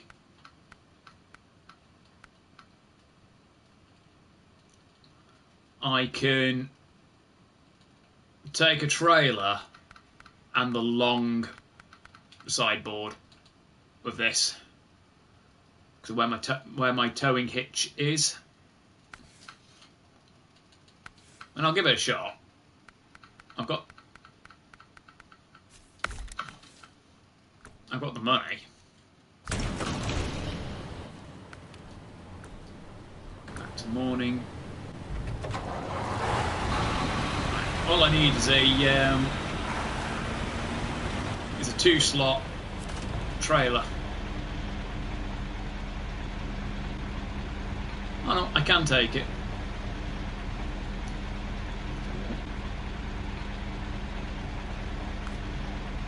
I cannot take that because I need a low saddle.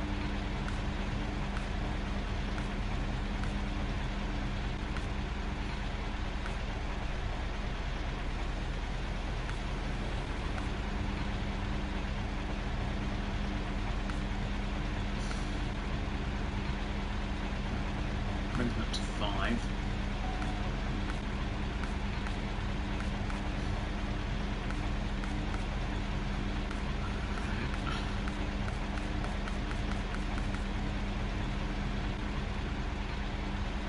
I may as well take that. Oh no. It won't actually connect because of the height of my... I was right. My free slot is too long.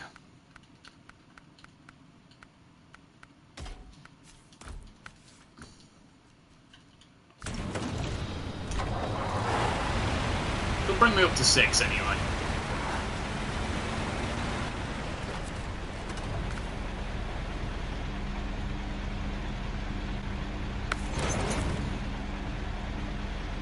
Not the longest I've run with this, but long enough.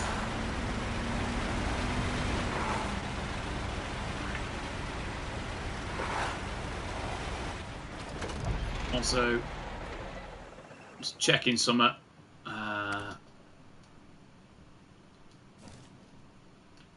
Mountain River. I can pick up fuel there. I've got to drop them off at the sawmill there. Fine. Right, I can get small pipe there. Okay. Pick up the metal beams first.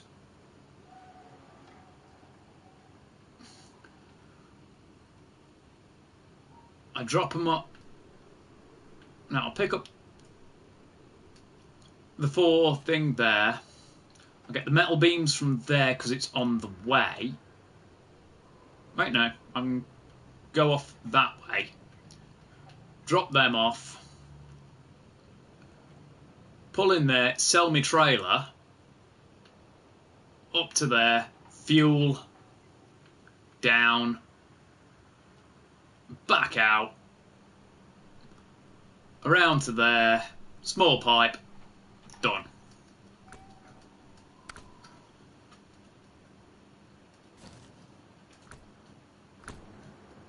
Just requires I pick up metal beams on the way. Which I will put onto my truck rather than my trailer. Because I can park my trailer outside while I go in to pick up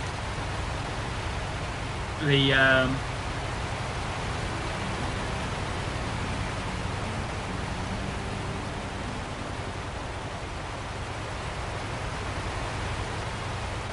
going to pick up the whatchamacallit.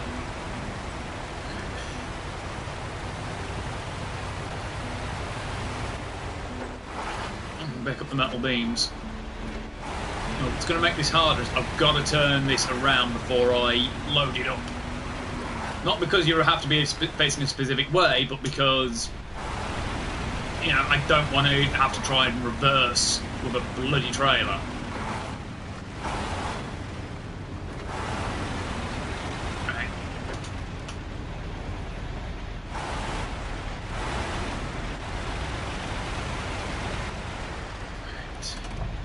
Handbrake. That's there. Take the corner fully. Line up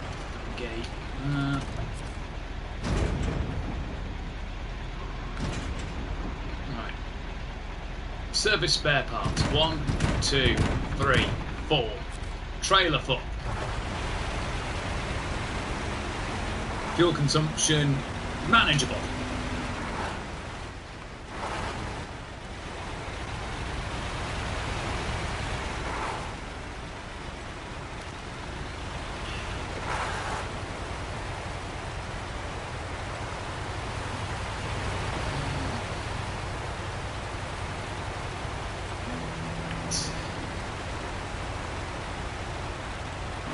Bit of a slog to get it through the mud,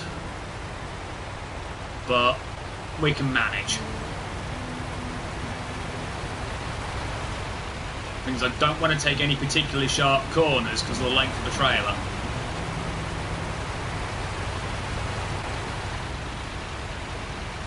So let's go along here.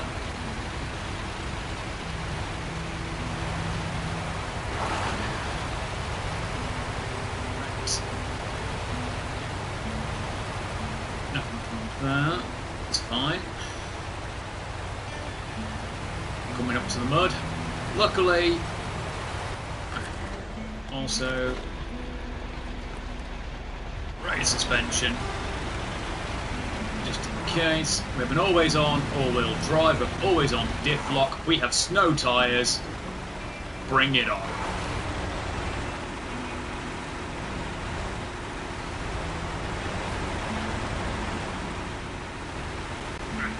We're up to 5 viewers. Welcome, folks. Hope you all stick around. I'm just knocking out some contracts here in Alaska. I've finished all of the Northport and White Valley ones that are just outright either of those. I'm just finishing up the Mountain River and Pedro Bay ones. Right, so let's come along here.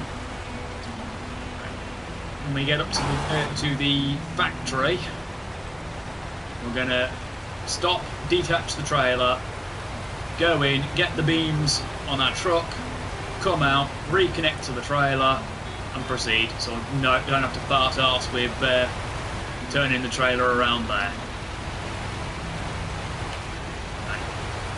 Okay. Let's go along. It's there. Luckily it's not on a slope either. Right. So let's come up to the corner.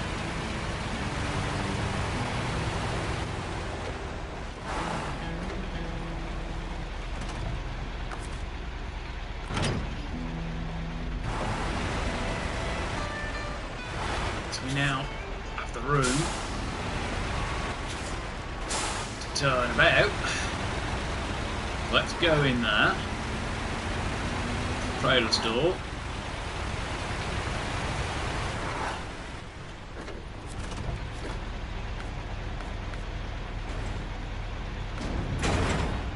There we go. Close it. Fine.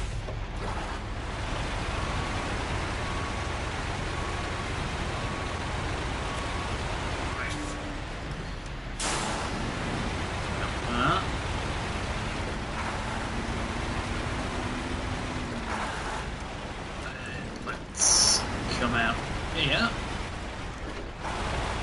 Normally I would use my winch to pull the trailer to me, but there we go. Nice bit of a wagon train.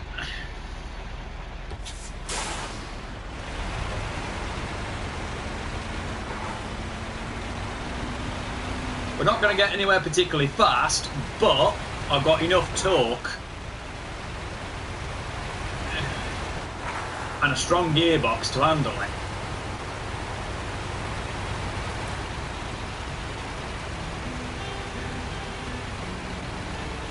I want to avoid taking corners particularly sharply because I don't want this trailer to start trying to jackknife.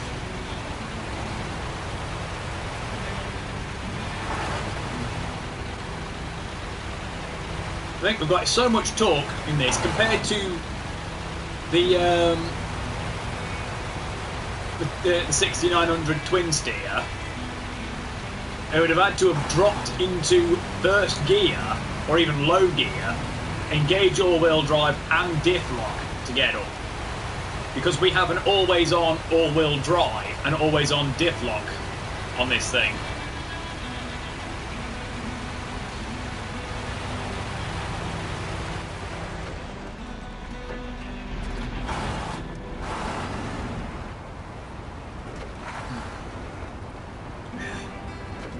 We have our rev counter there telling us that we are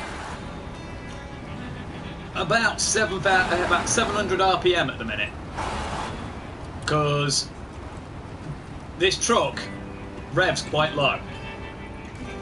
The rev counter is in hundreds, not thousands. Nice round the corner.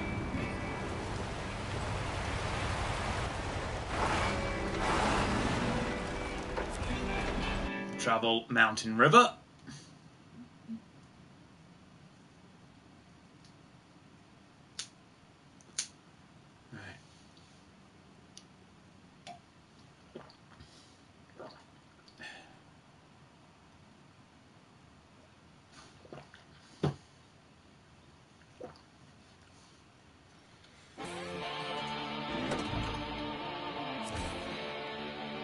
Okay.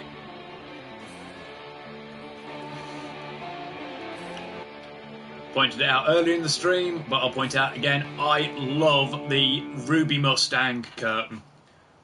Blue may be my favourite colour,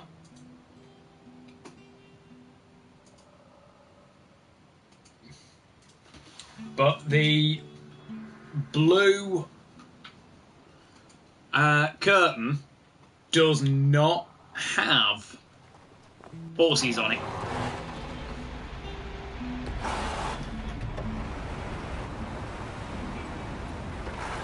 I think we'll also be able to do all of this on one fuel tank.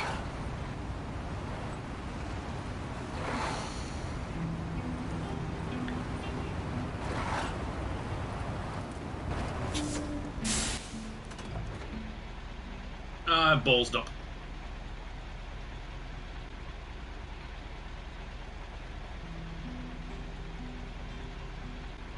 Yeah, I needed to take that that right-hander where we started.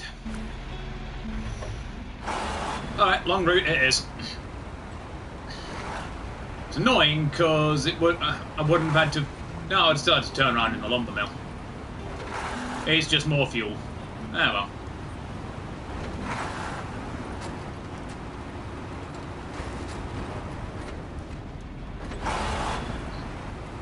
Batter me, my suspension a little. Trailer's taking that corner like a champ.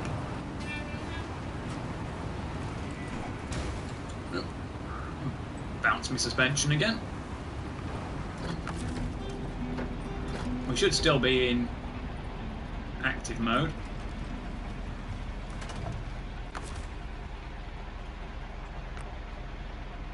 Yeah, we were.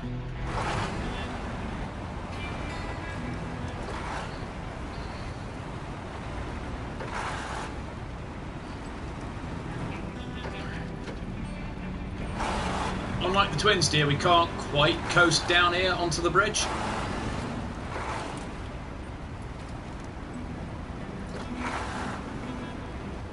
Which, by the way, when you first come to Mountain River, you have to fix, or else use the track over where you spawn to go under where it is and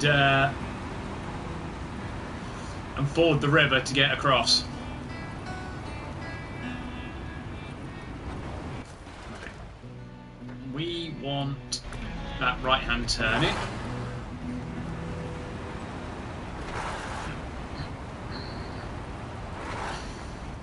Also, given that pretty much everything is here on Mountain River, we could have picked it up across here as well. Oh well. Live and learn. We've got to drop it off at the sawmill over there.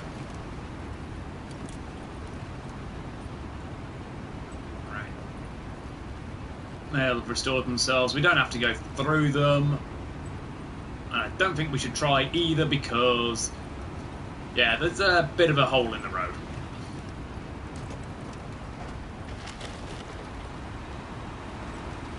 I don't fancy the chances of this crossing it without breaking the front end off. Oh! Bit of a corner. That's me. Oh yeah, no, trailer's fine. Trailer's fine.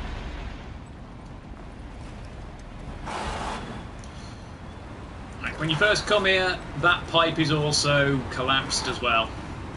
I have repaired all of the pipes.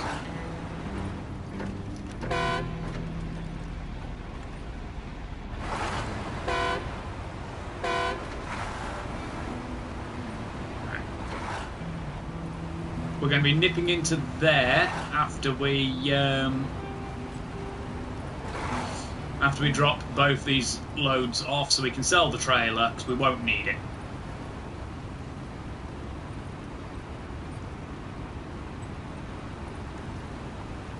Because the small pipe spot especially is going to be a pain in the arse to turn around in, even without a trailer.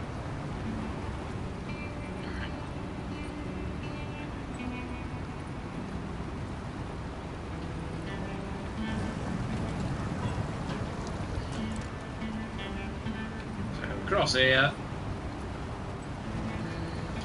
nice and chill. Here's the sawmill, and yes, I have a dream catcher which comes in one of the DLC packs. Where possible, I fit them to my truck. However, if the choice is between curtains and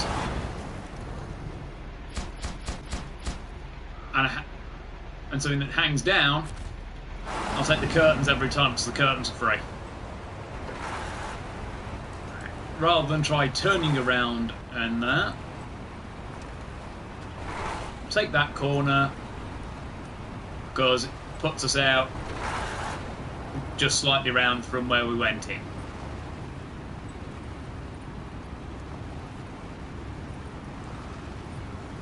So we're then going to stop by the...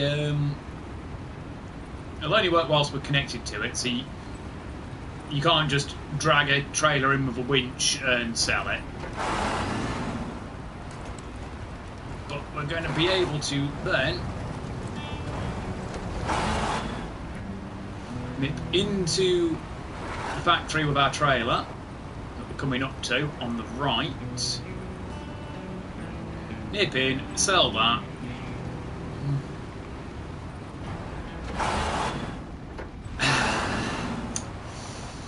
Dakana, I know you like your dad jokes, but please try to limit the amount of them you use in my streams.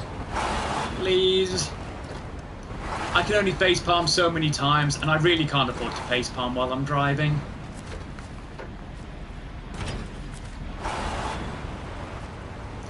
You know I love you, but please no.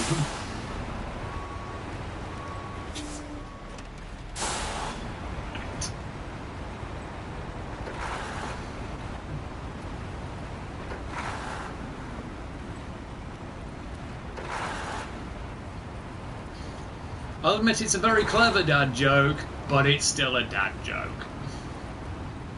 Right. We'll grab the fuel. We'll grab the fuel second.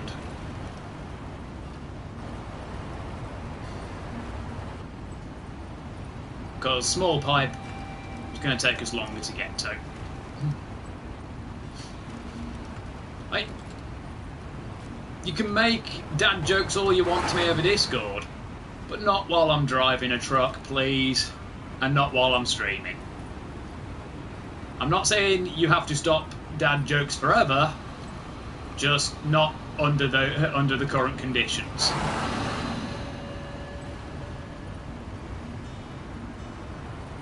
Because they are occasionally funny dad jokes. It's just they are dad jokes.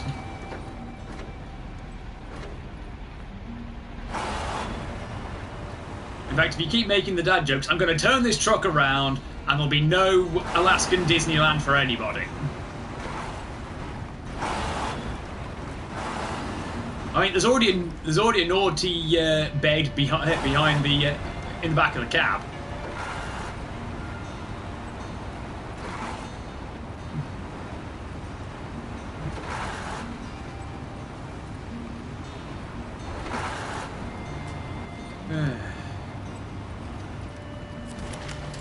Oh, balls. Yeah. If you're not careful, that happens.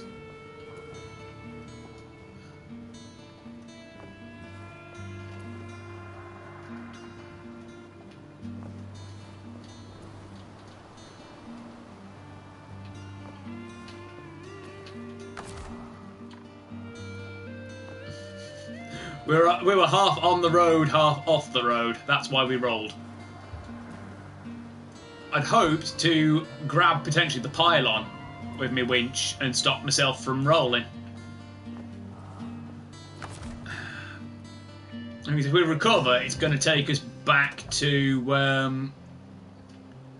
White Valley.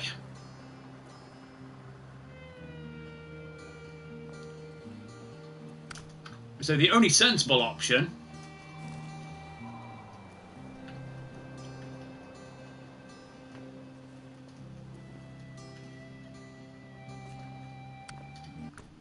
is to go back to Northport, get another one of my heavy trucks. I don't want the crane, because that's going to make it awkward trying to sort out the crane. I'm more likely to roll the truck that I'm trying to use as a recovery. Because all I've got to do is pull it back onto its wheels.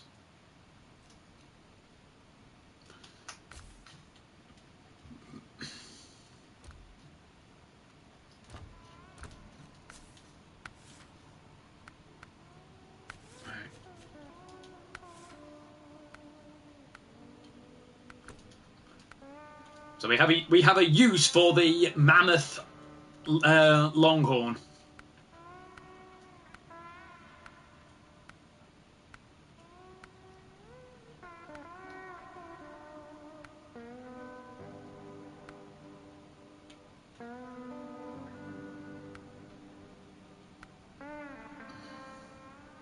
How wide are these? Those appear to be wider.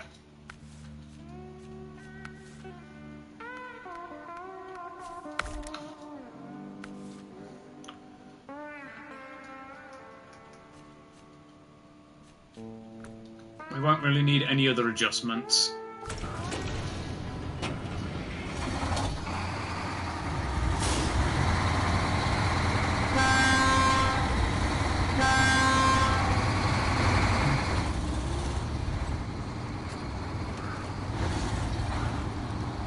I should probably put the snorkels on, but we should be fine. There's only one patch of water to go through.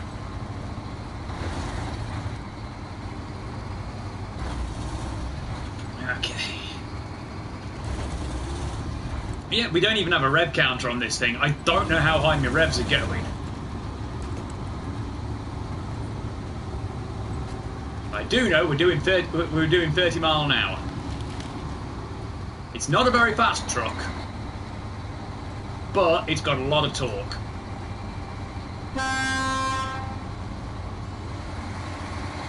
Which is the important part.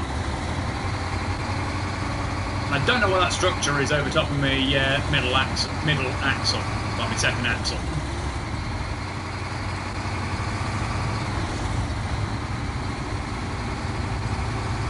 Presumably that's all my rear-mounted winches. Or it's half a setup for me bloody air brakes for a trailer, which you never use.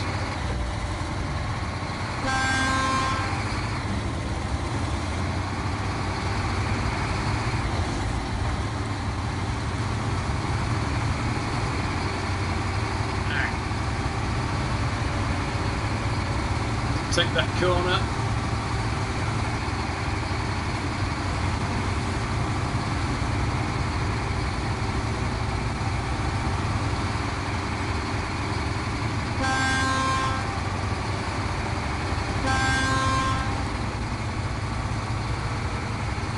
.400 litre fuel tank is good capacity, even if we've got a increased fuel consumption as well. Also, these wing mirrors are wide. That's probably like a quarter of my truck's width again, just from the wing mirrors.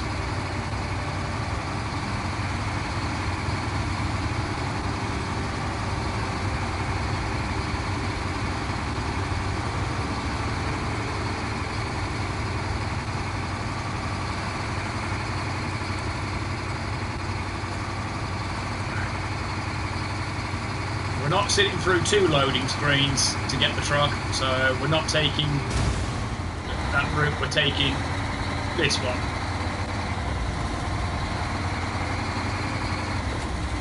But also, because the engine is quite high on this as well, so we should be fine.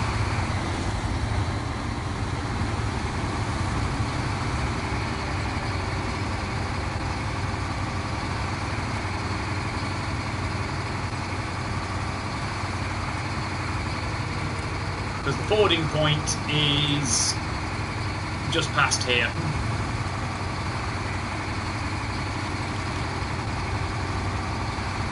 Right there.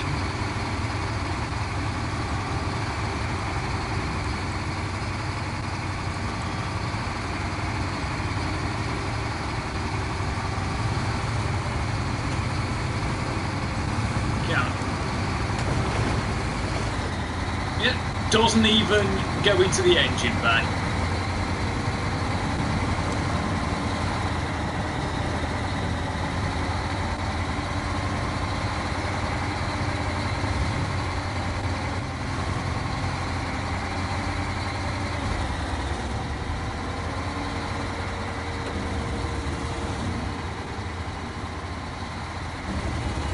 We have 3 drive axles as well, because this is rear wheel drive.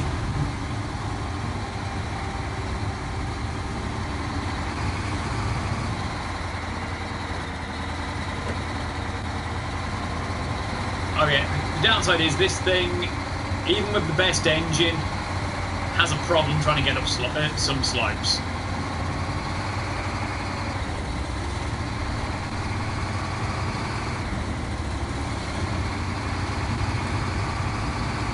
Or at least it did. They managed to patch that problem out eventually, but it still maintains some of that problem. Ugh. Okay, it's actually getting kind of dark in here now, so let's put that on.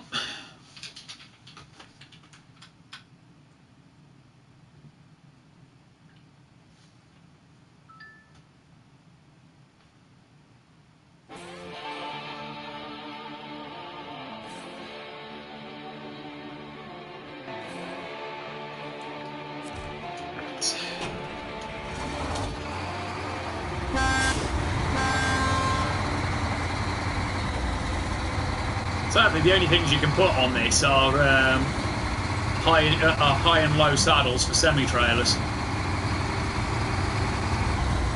which is a little bit of a shame.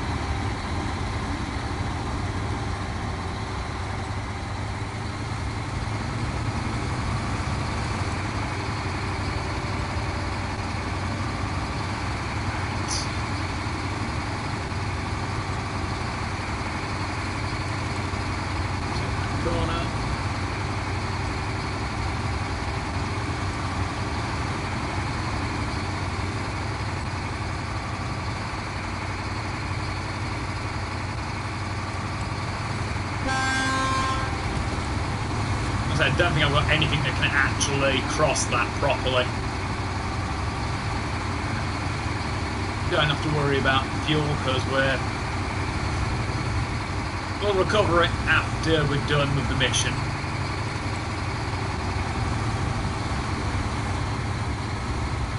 Just means sitting through 4 loading screens. So we'll have to recover the ASOP as well.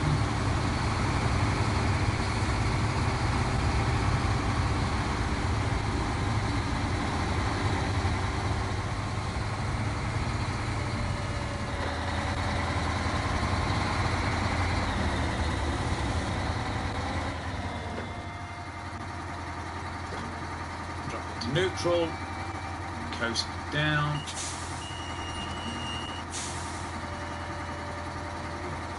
Liberal use of brakes.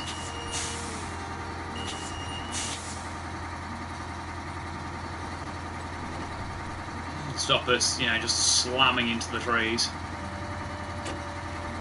Perfect. That's where we want to be. The hard part now is getting into the right position.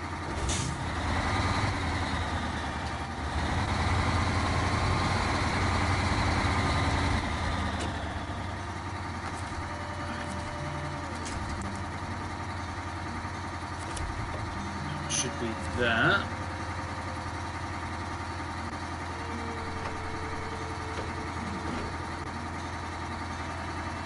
Now.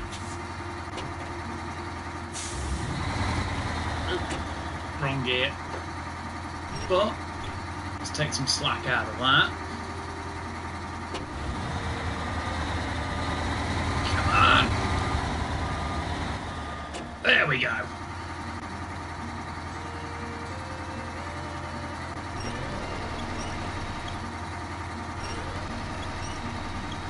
A little bit more and we can pull it fully back onto the road.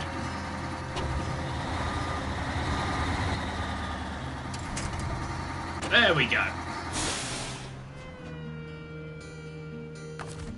And that's how you do recovery without using a crane. We even pulled it back onto the road.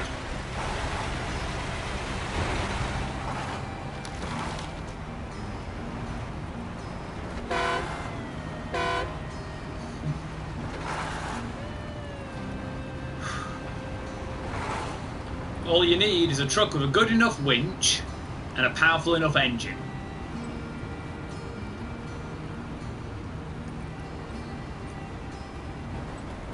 So the hard part is leveraging it. You've got to be in the right spot to leverage it properly.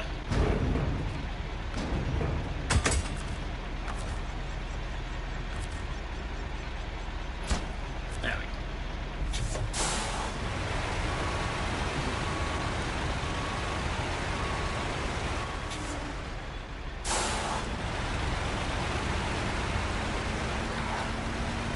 Now we go back around this way.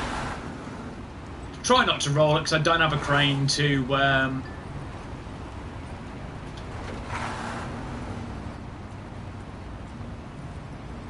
fit me the new to fit the pipes again if I roll.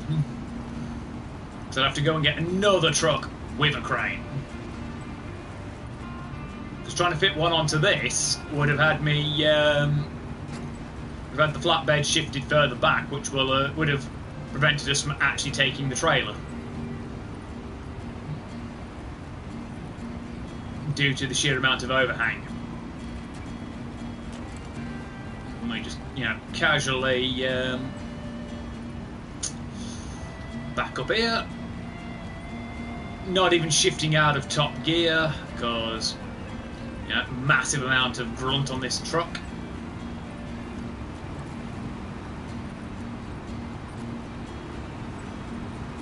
Now, if we had a 4-slot bed like the twin steer, we could have picked up the fuel from there as well.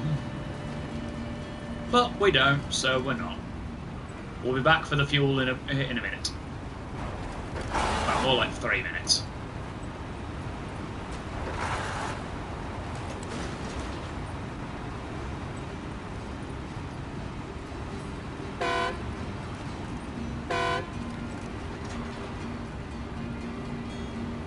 Casually take the barricades out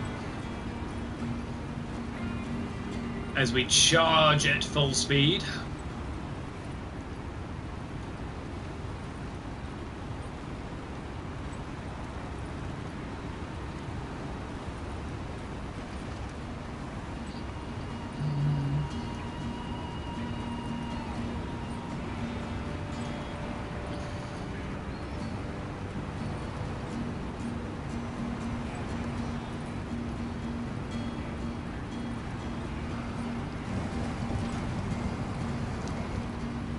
So, just want to take the right-hander.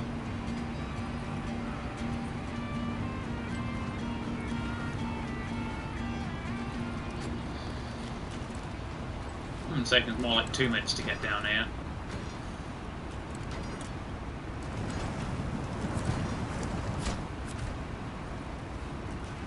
So let's go get that fuel drop. Two pallets of fuel barrels of fuel, which is, I think, 4 barrels per pallet.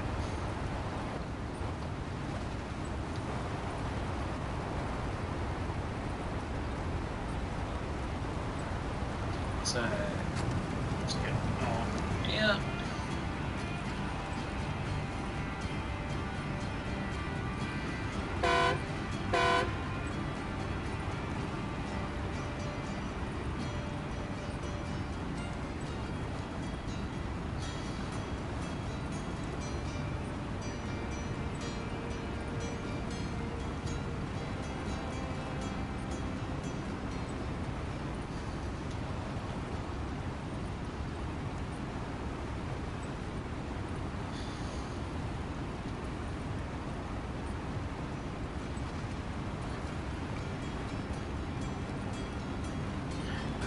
Through to we're almost there. It's just at the top of the road, and it's sunset again.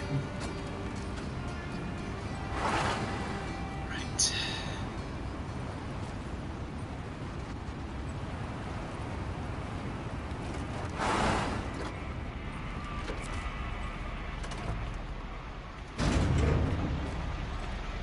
Oh, it's 4x4, so it's so one pallet is 16, so that's 32 barrels of fuel.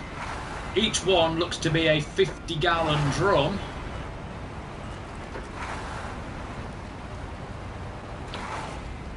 So that is 500 plus 300, that's 800. That's 1,600 gallons of fuel.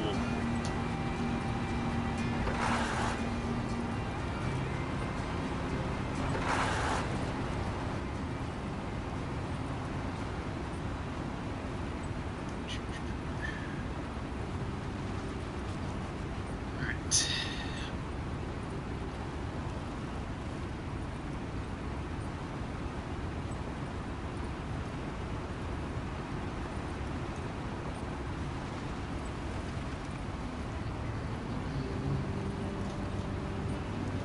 Last couple of corners on this contract. So we take the right, cross river, into the S-bend. More gentle S than the foggy S is at Donington, that's for sure. Another right into here.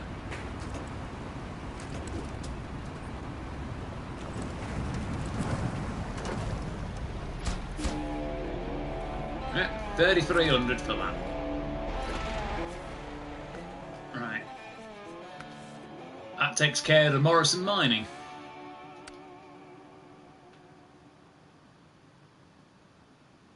We want 4 lots drilling spare parts. I can actually accomplish that from here.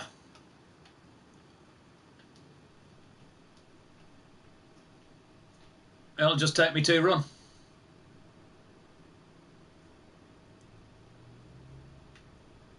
In the meantime,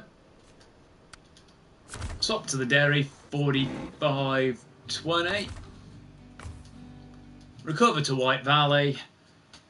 Drop it back to stock to get me money back.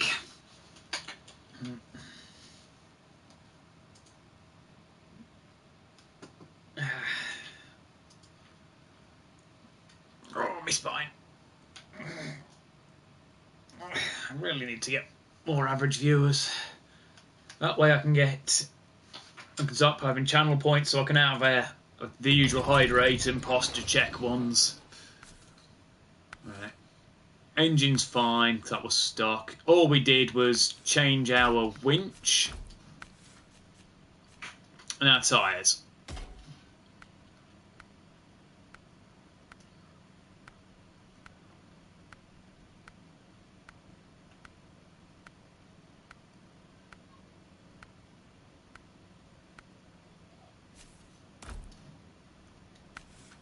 So,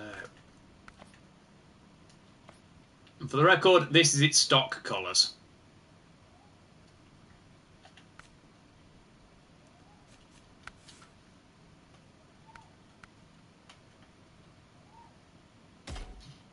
Yeah, so you got green, dark blue with a ring of dolphins,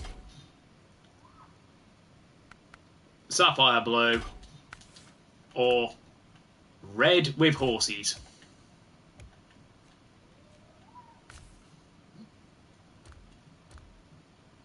And yes, we have tractors now, thanks to the Season 8 DLC.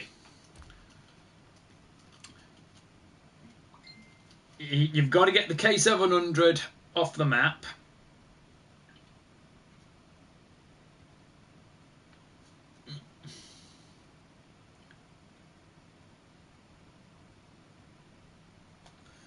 To do the contract that unlocks the exits to the other maps, and you've got to do a couple of contracts to get the trailer store open and to get the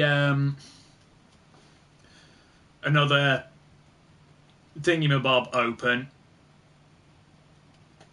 to get another contract open to unlock the on-map mission to drag this halfway across the map from a swamp, as well as fixing it up and fueling it up to drag it elsewhere to unlock it.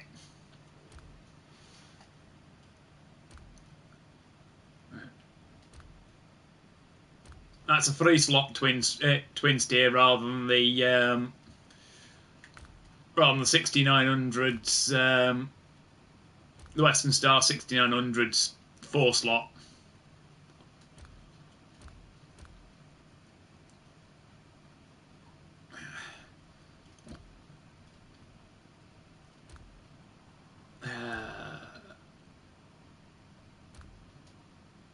No snow tyres, sadly. Same with that. Same with this, which the 745C you get on Mountain River. You've got to fix it and refuel it, and that's it.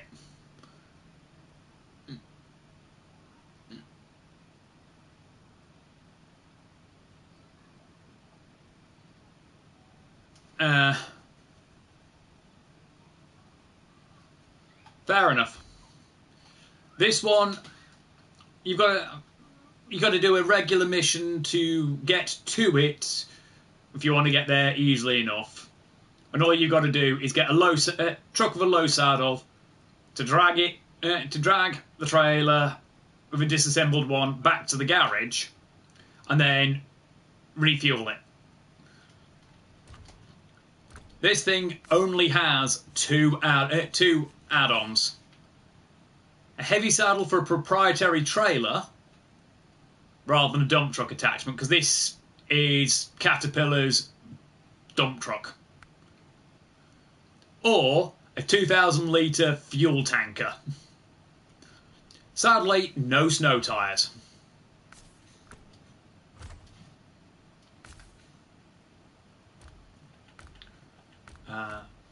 We'll get back to the Azov in a second.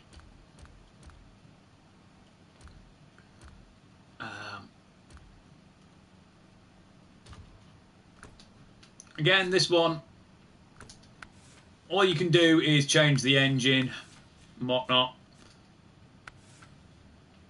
There are different varieties of mud tyre.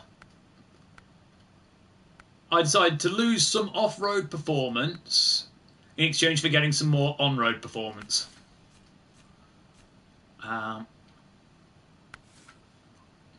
Yeah, cargo container carries a 2-slot container, a 1600 litre fuel tank, or a short log carrier.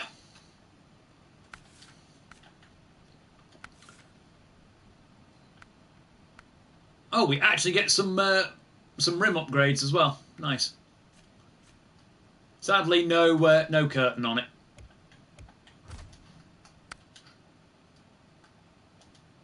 Alright, so let's get back to the Azov.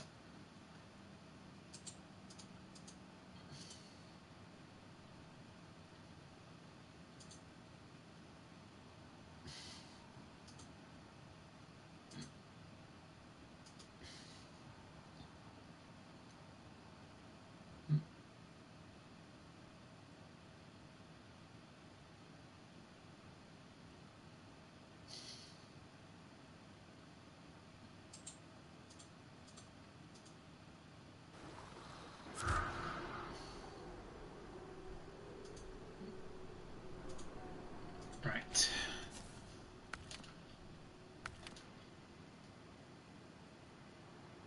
What I want to do... It'll take us 2 runs because we only have a 2 slot. It would have taken us 2 runs anyway, even for the 3 slot. Drilling spare parts.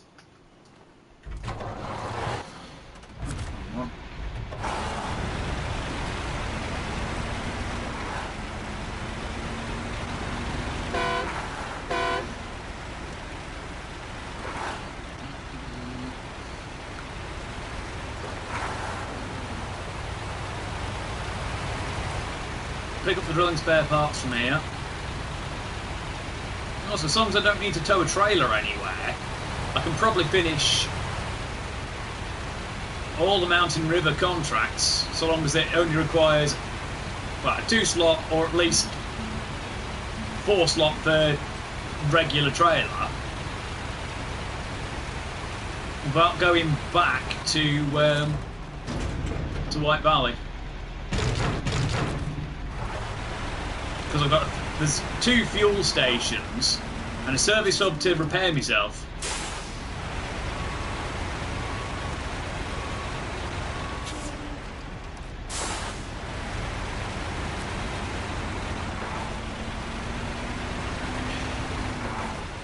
Because of the turning radius on this, and the low centre of gravity, dare I be cheeky and take this route across here. And I think that just goes to a dead end. So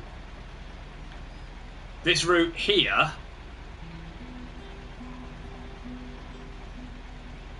and I'll snake through the trees and through to here. Or do I not risk it, go up here and take the big U?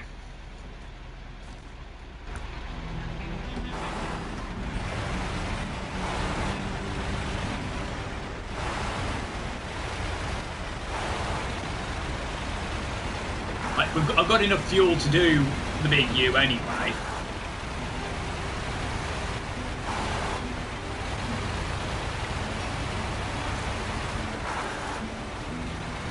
I suppose, given Kola Peninsula's propensity for deep snow, I as well show you all how our trucks like the Azov, when you've got the active suspension on it, handle it. Right, so we want to set ourselves up for the corner.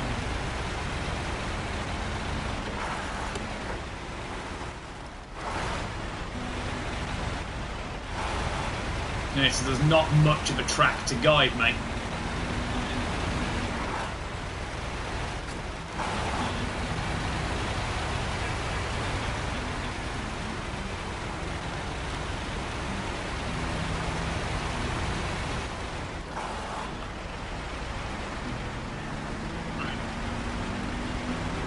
Is that tree going to bend? No.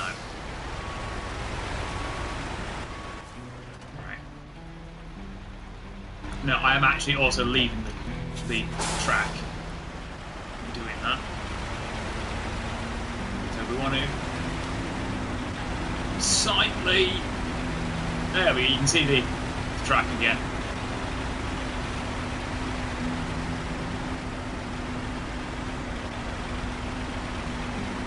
It's because it's deep snow. Come on. Power through. We have a strong engine. We have a huge amount of torque. Come on.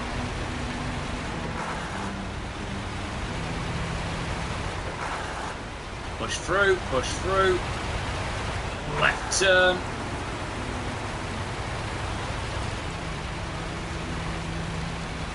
Left turn.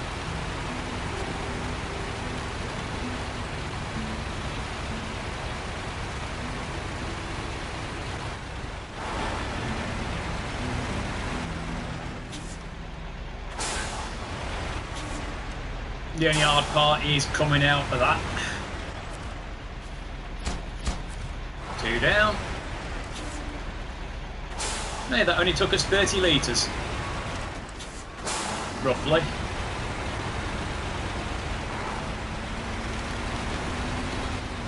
But yeah, that's how snow tyres, all-wheel drive and diff lock, both of which always on a strong truck, does deep snow.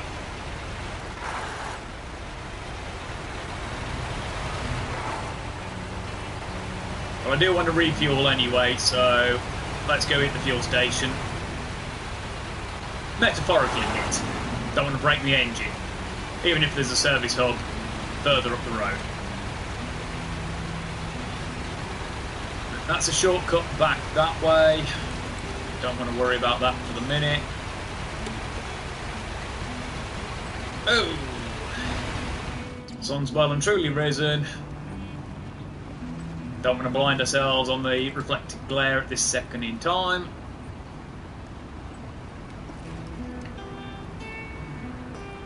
Right. Top of the road. Left.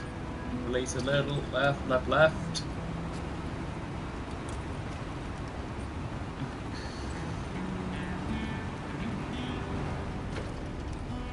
Coast a bit. Now we want a right turn onto the forecourt.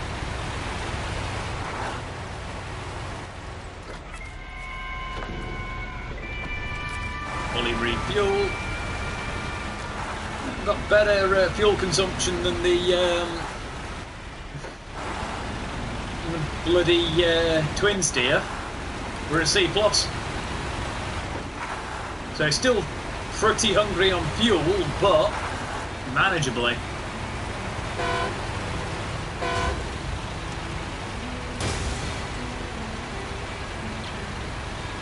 Well, that's just taking a chunk out of our tyres and our suspension.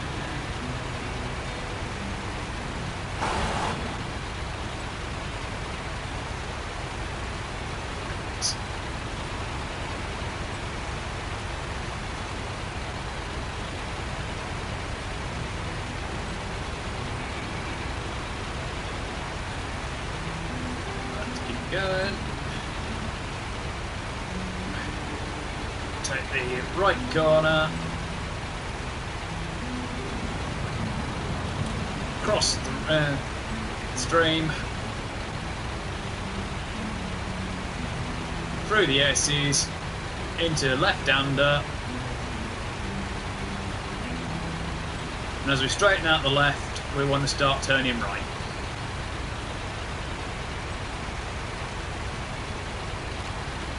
We want 2 more spare parts. And that'll be it for this contract.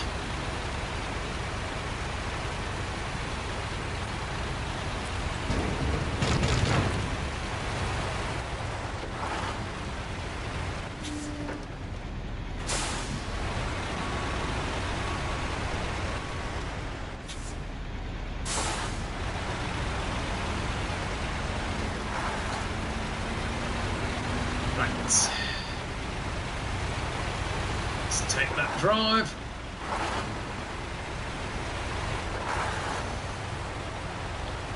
See how long it takes us to do the long way. So 2 hours 39, pretty much on the nose when we left the grounds.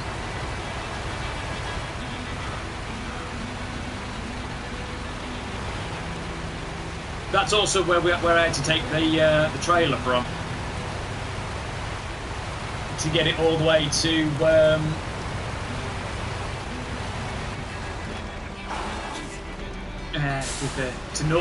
the port in Northport.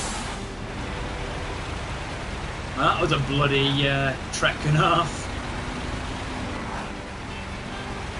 Trying to avoid too many hard corners. The straightest stretch of road was half flooded, and the half that wasn't flooded was bloody bog, and it verged around a bloody lake.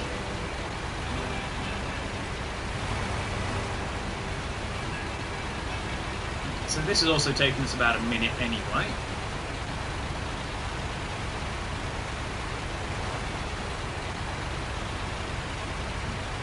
Now we're going into uphill.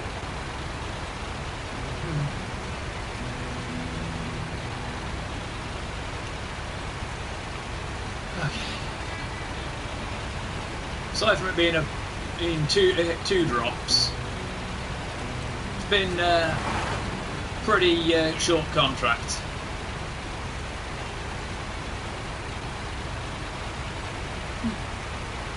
About a minute 45 would have been to get up to the fuel station. Oh no, minute 50.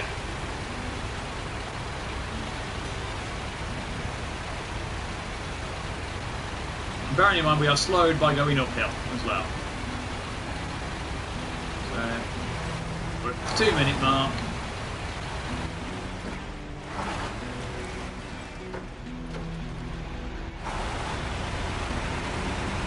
The weight of this load is preventing us from actually going a bit rampant on the drive,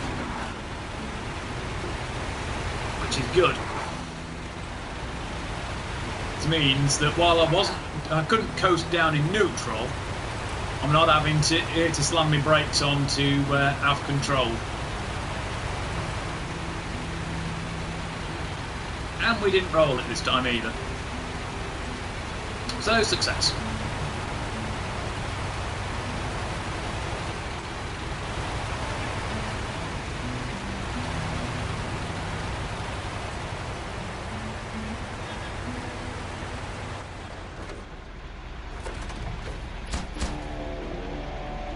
Pretty much 3 minutes on the nose.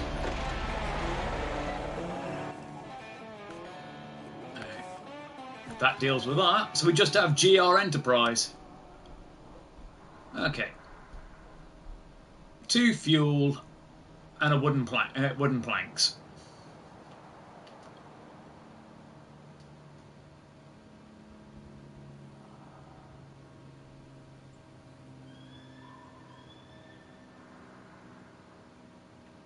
It's a little awkward to get to, but there's a road there for it.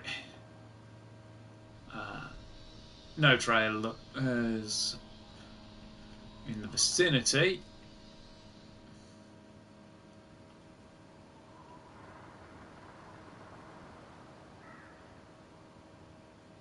I can do it as 2. Planks are only 1 slot, but with only a 2 slot bed fitted, I'll be 2 runs.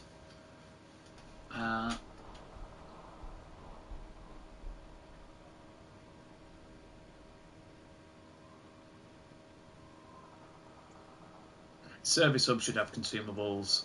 Yeah.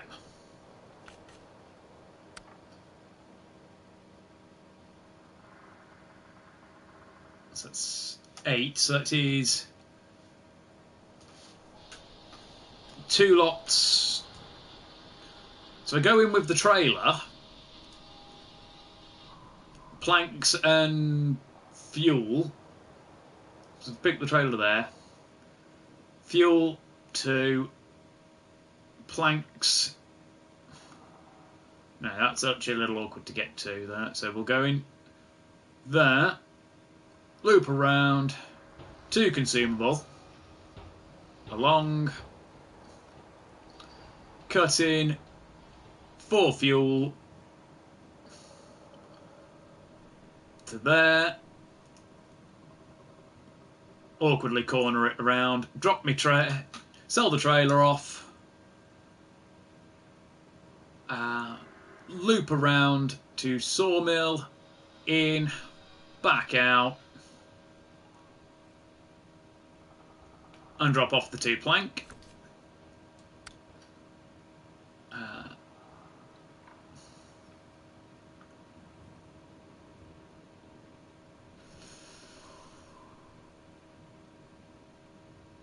Awkward as it'll be, I'm going to have to do that without a trailer, because I've got to get down to that. That is a pain in the arse to get down to.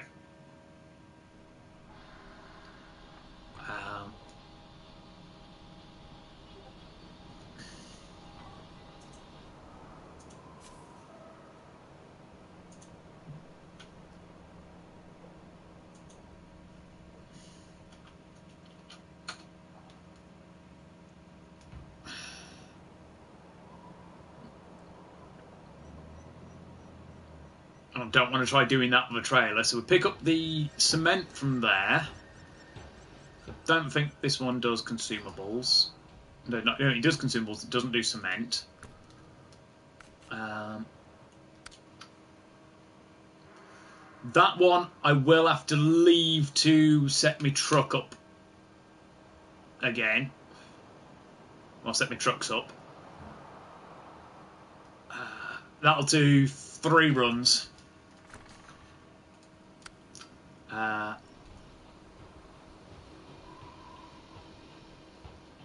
That one takes me back to White Valley for 2, 4, 6 slot a drop.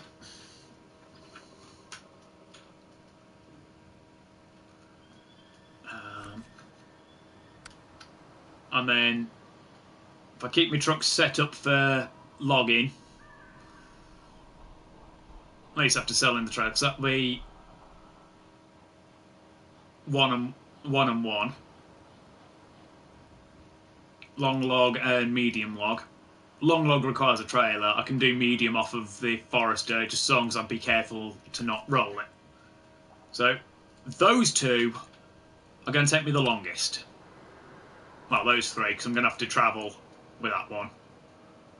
So if I do those 3, then that,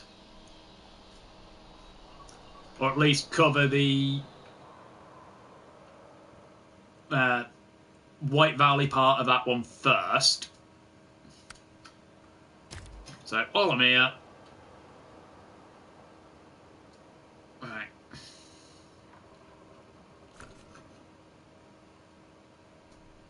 That said, could pick up small trailer and do all that one in one. Yeah, I'll do that. Trailer store's on the way, so... Right.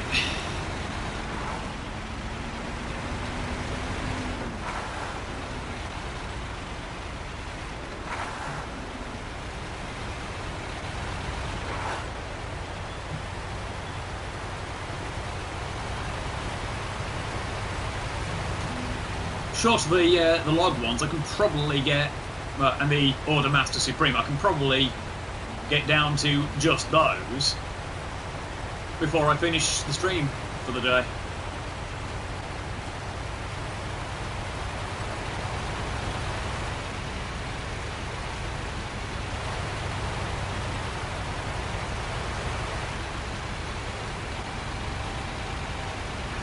So...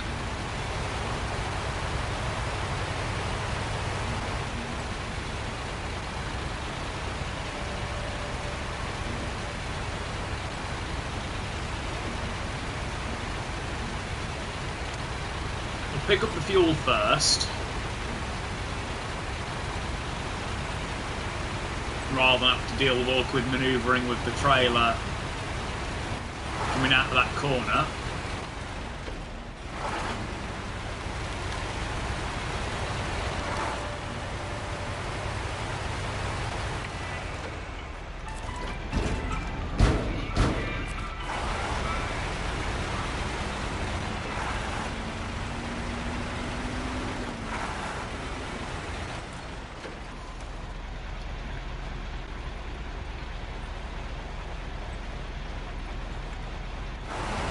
So we can coast that.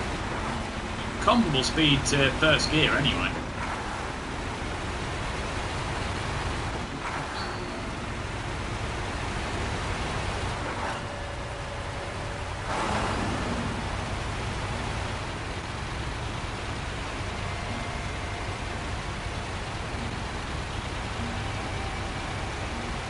Before I pick up the trailer, I want to make sure I'm turned round so I don't have to turn round with it.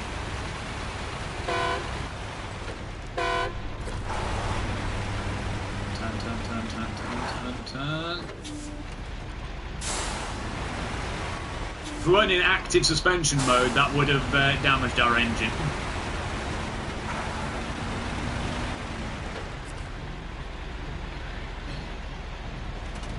Pull to a stop.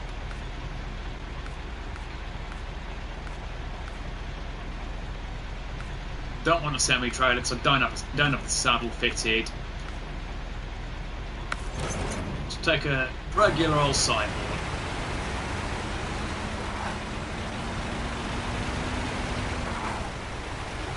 So let's go get those planks.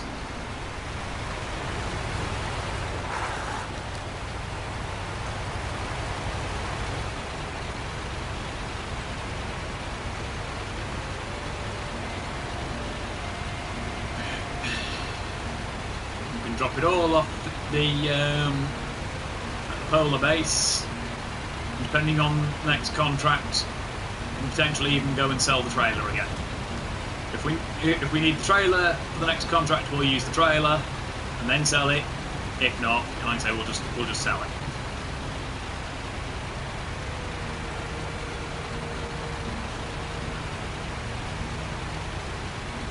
Right-hander into here. We only want one lot of planks.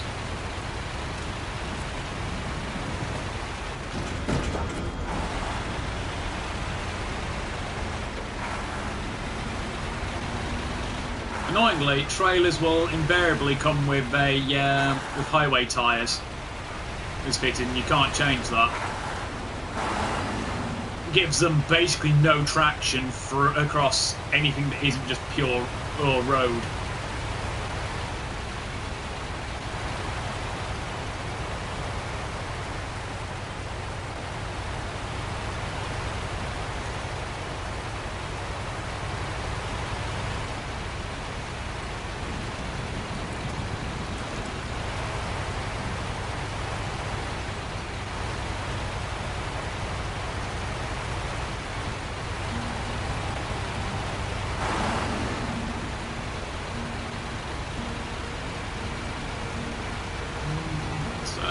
Let's see, round the corner,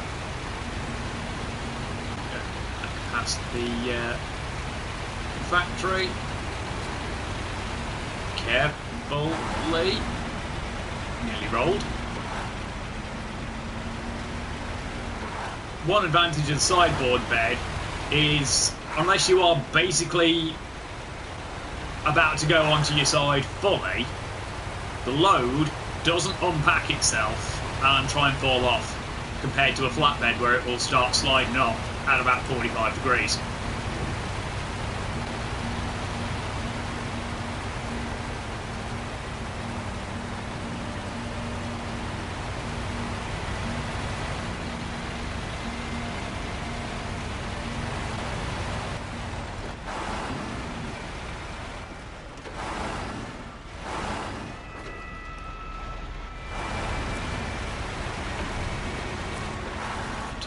Fuel tank, since I oversteered the wrong way.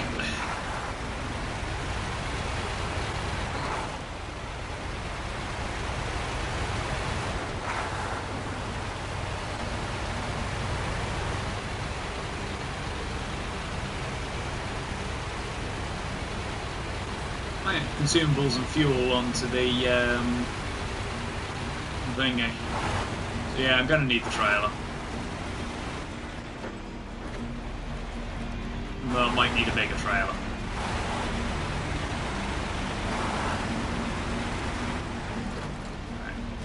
This is going to be a little awkward to get through.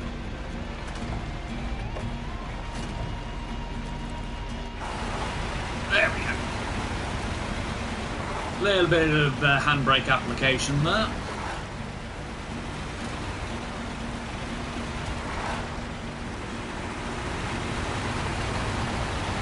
Power your way through.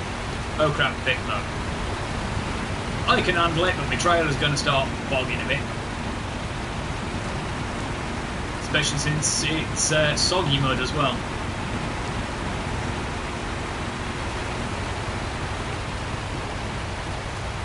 And this is where we need to drop it off, the polar base.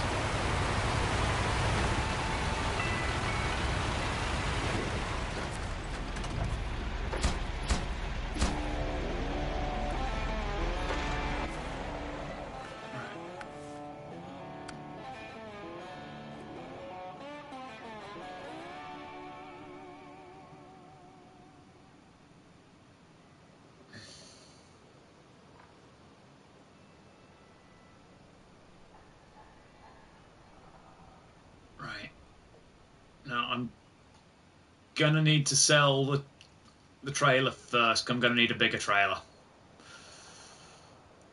The odd part is I've got to get it turned around in here as well. It's also helpful if I accept the contract.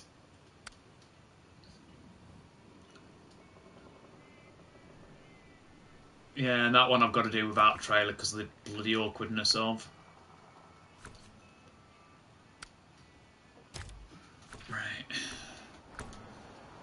I'll do this one, and I'll call it for the day.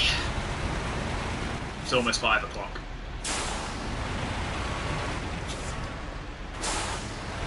Turn, turn, turn, turn, turn.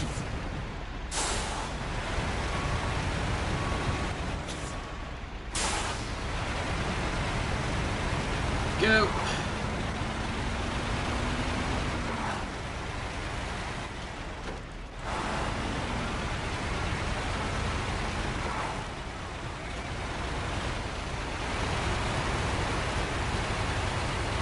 Nip down to the trailer store to sell this.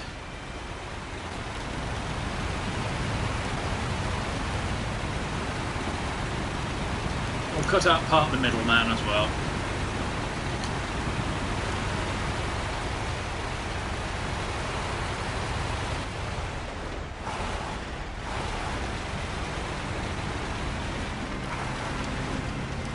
Yep.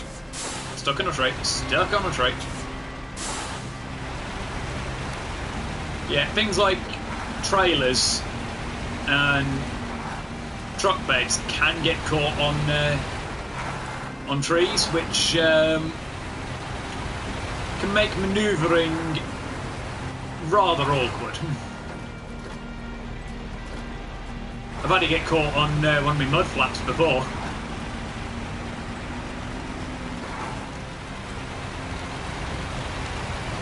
It's had me anchored in place really hard. Yeah, I don't think I've... Yeah. Yeah, very unpleasant. Right. Oh wow, I'm actually having to engage my lower gears.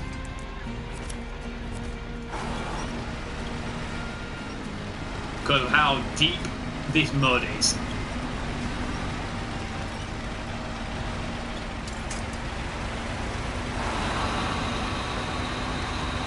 Engaging low gear going through mud is usually a good idea, even with big trucks, because you can end up wheel spinning and just digging yourself a hole if you try and power through in automatic.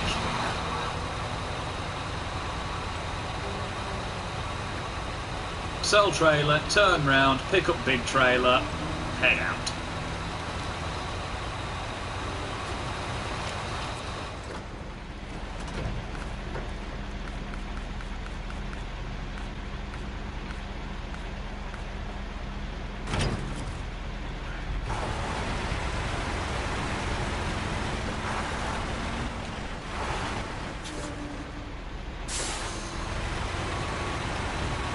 I'd say pick up the planks because they're closer, but no.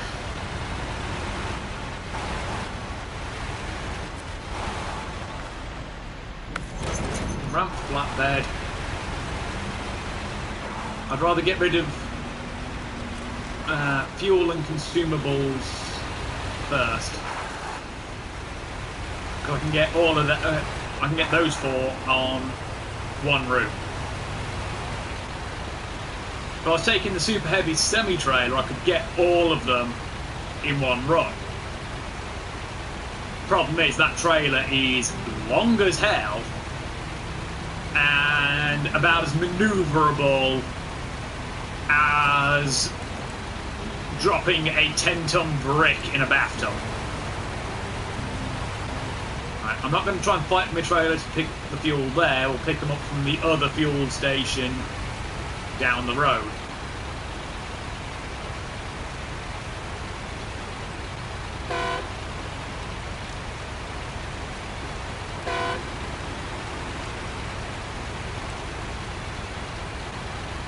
The other hard part of... luckily this will also repair us as well fully, going into the service hub. But what we've got to do first is turn around. I'll put the consumables on my truck bed.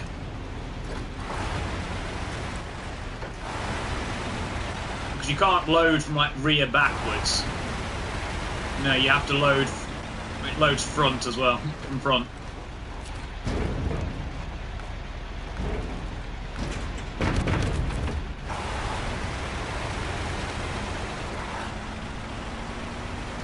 Them onto there.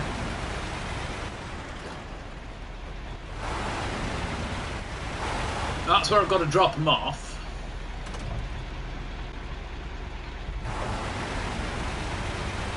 The other warehouse is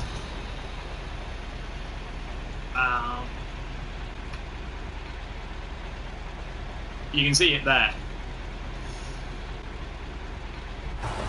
There are only 2 real ways, well, 3 real ways to that, and 2 of them are the same way.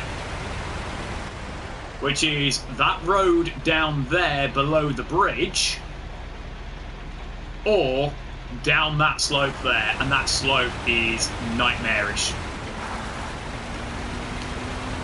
The hill climb race that's down there, you've got to get up that slope and back down in 2 minutes. And it's heavily mudded and very much full of debris to navigate, which is why I refuse to try and take a trailer down that.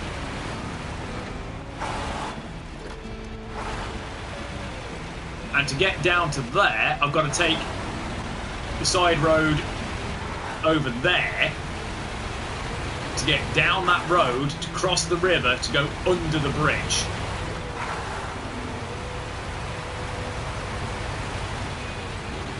And that's one of the most straightforward routes there.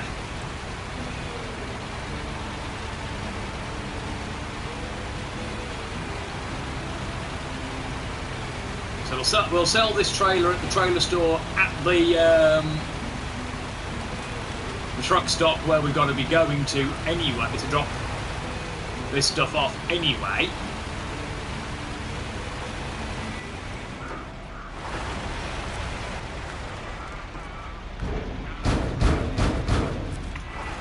So 4 lots of fuel, so that is 50 gallons each, 800, 16, 3,200 gallons of fuel. Right. That'll take us past there, so no, we want the actual spit off just ahead of us.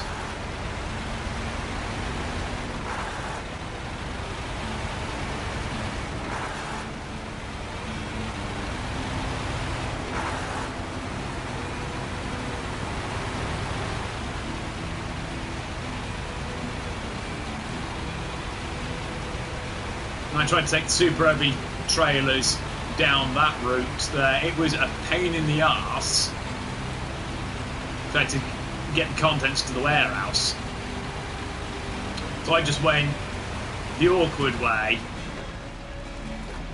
and around. Pull into here. So I can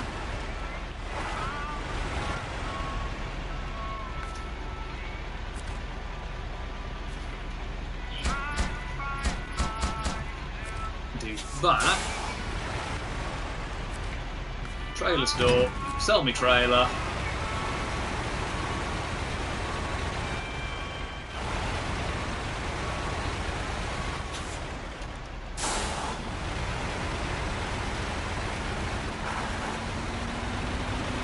And I can do it that way.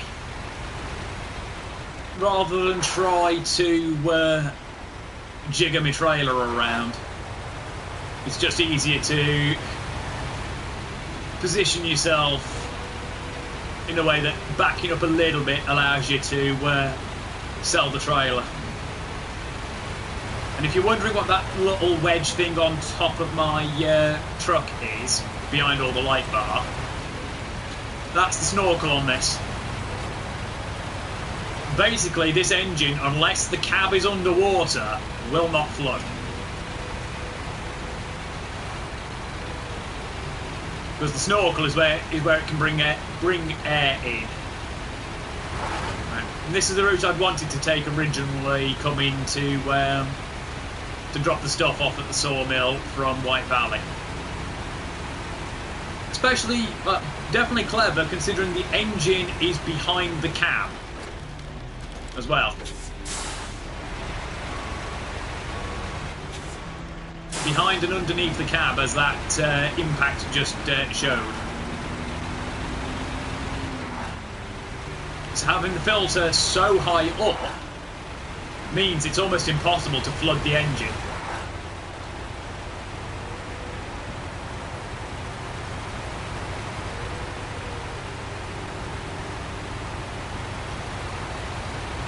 Now what we're going to do is down here,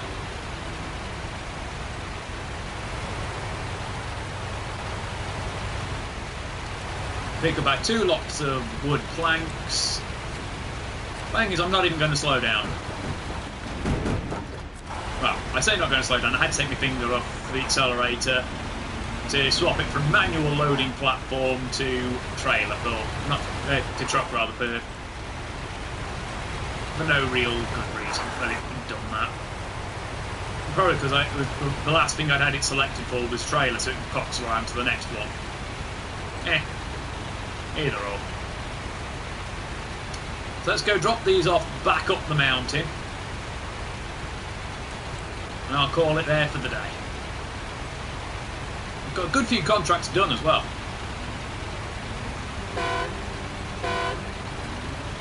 Terrify local wildlife again, because why not?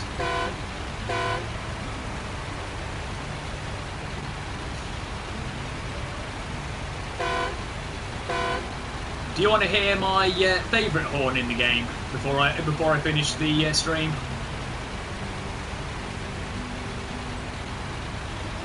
Right. I'll showcase it after. I'll showcase one that I like, one that I think is weedy, and one that is and the one that is my favourite. It just requires me to nip to a garage after finishing this mission. Cut down on the on-stream loading screens.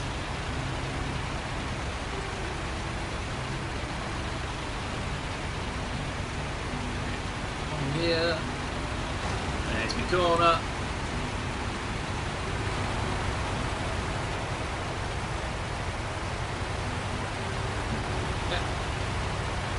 What's more, the truck stop is a in-game inn, even if you can't actually go to sleep there. It's just a motel.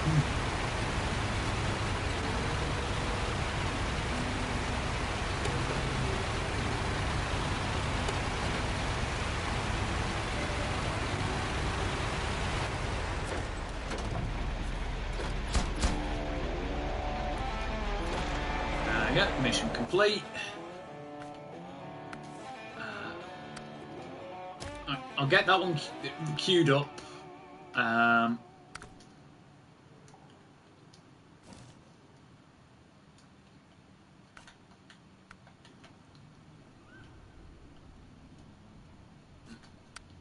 Nip to there.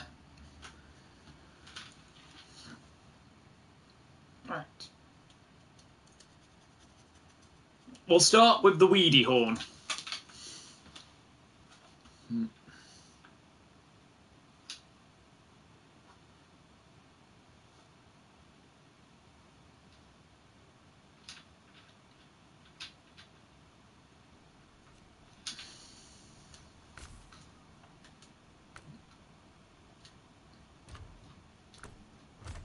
Oh, bullet.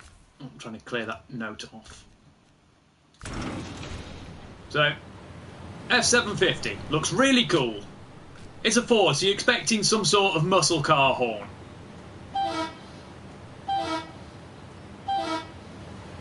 It sounds like you're trying to strangle a goose.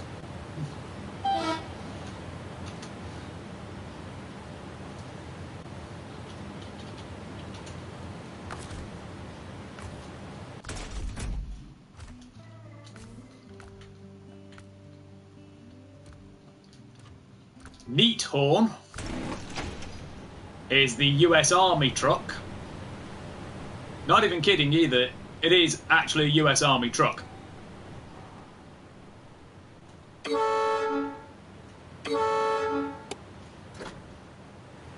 And yes, all of the lights.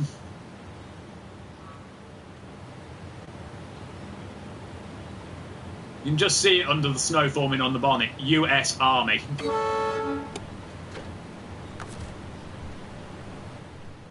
Ah, damn. Let's bring it back around to morning. Actually, no, afternoon, so you can actually see the interior. Just look how utilitarian this interior is.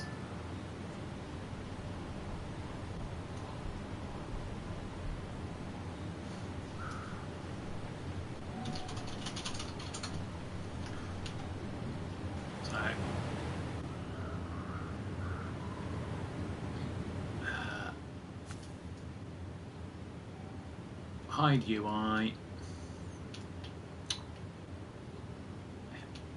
Helps if I put it into free camera.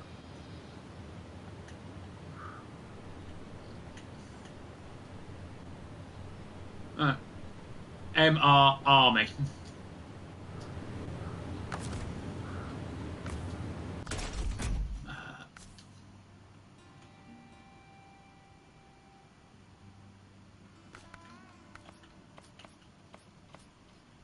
It's a lot easier to see in its stock colour.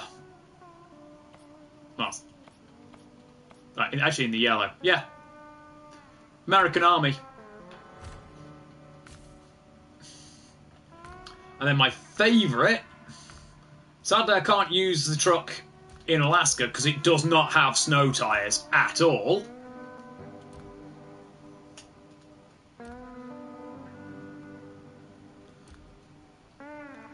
Is the absolutely monstrous Mammoth.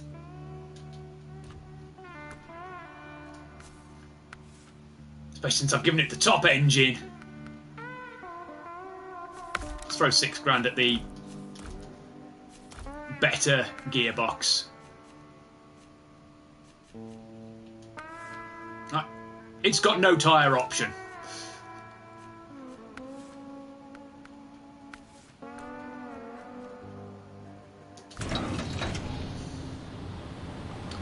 You find this thing for free in Drummond Island. Fully repaired, fully fueled. It's just in an out-of-the-way spot to get to.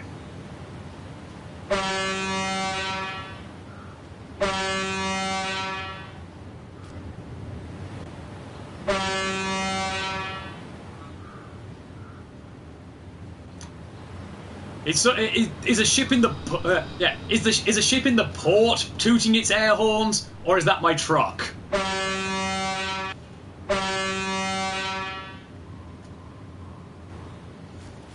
Let's have a look at this very Spartan but comfortable interior.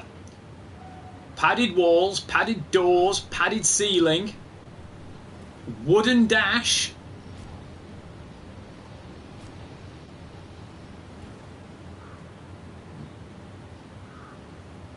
That's my oil pressure gauge there. That's my RPM counter on the left. Speedo on the right. It's not fast. It's quite wide, but it's short. It's loud.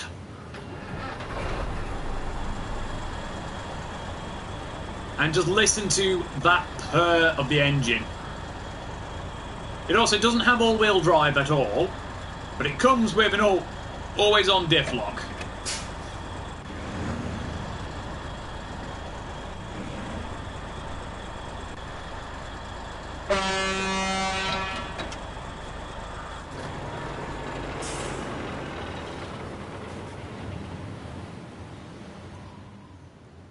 And yes, that's basically my favourite truck in the game.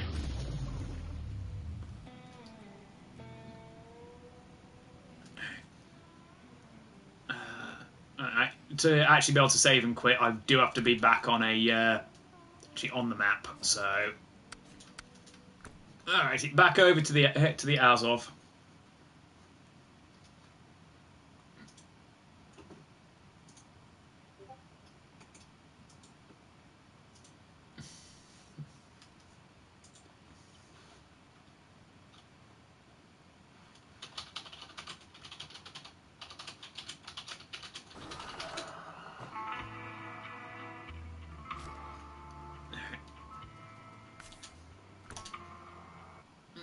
So let's go back to the menu.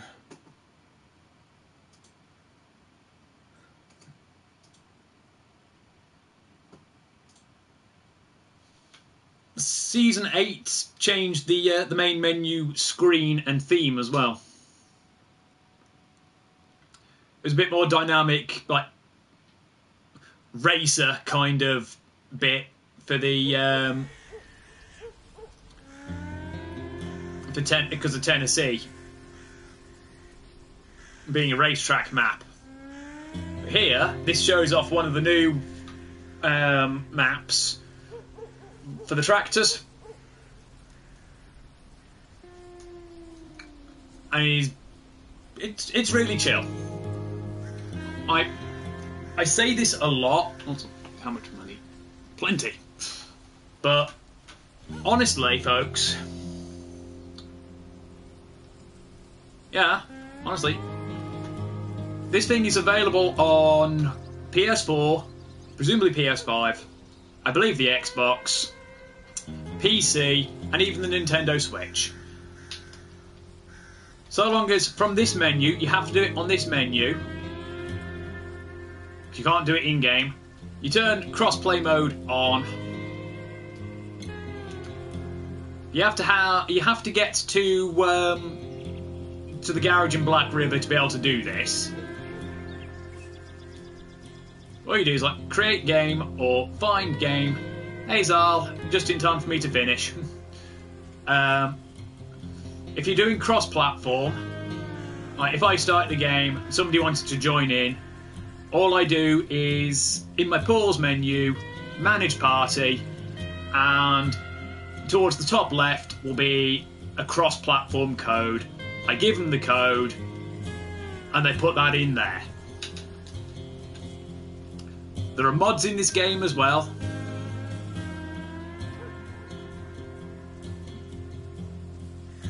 Oh, no mods found.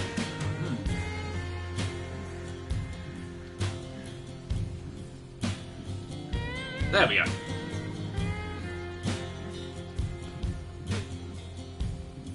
It's like the trucks, the skins, overhauls.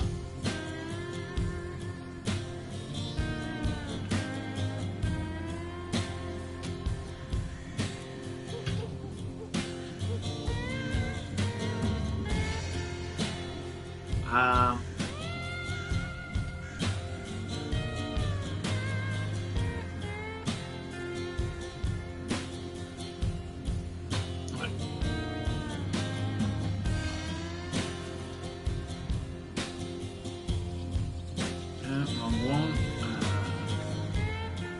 Sort and filter. Subscribe mods only. So I've only grabbed 3, I just haven't set them.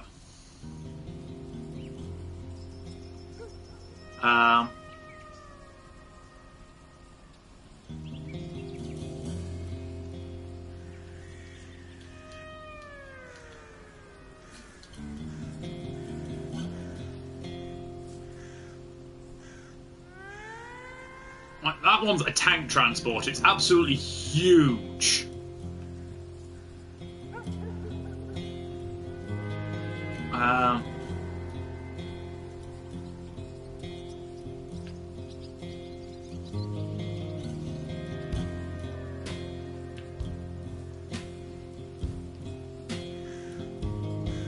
So like these, like I say, I picked them up. I'm going to wait until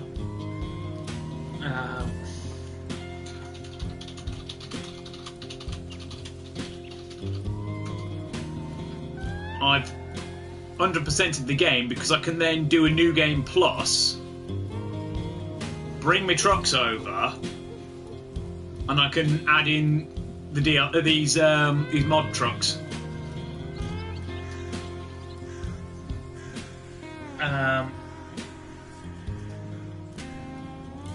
But yeah, that's it for me today. Hopefully you've all enjoyed. I know normally I do Deep Rock, Payday, and Mechanicus on Thursdays, but I wasn't in the mood to purge some Xenos and do some shooting stuffs. I just wasn't in the mood.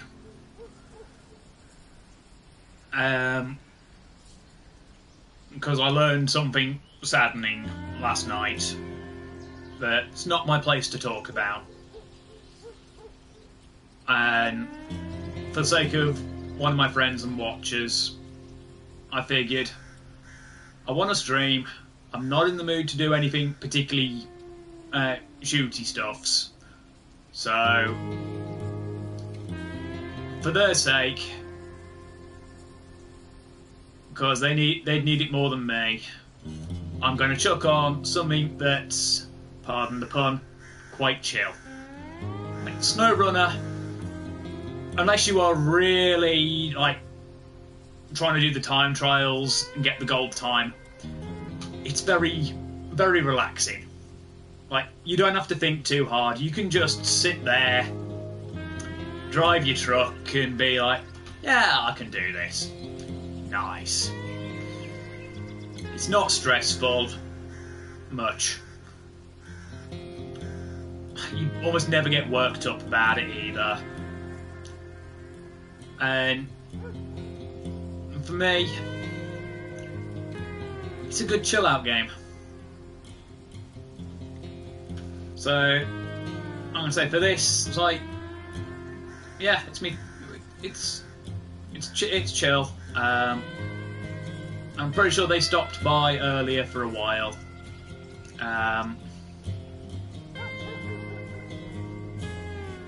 And I hope that they appreciated it. I'm not going to name names. It's not my business to talk about why.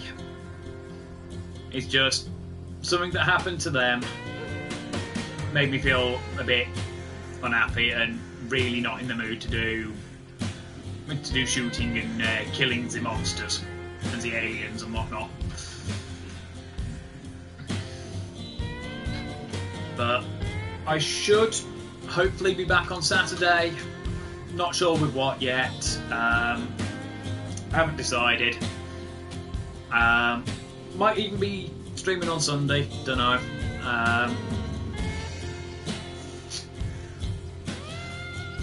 Tuesday, I'll be hopefully live. Wednesday,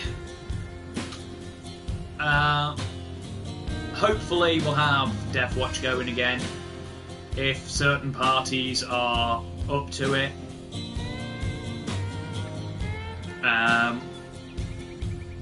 Thursday, might be Payday, might be Deep Rock, I don't know, I can't remember what it should be. Oh, Ambrose is also lurking. Nice.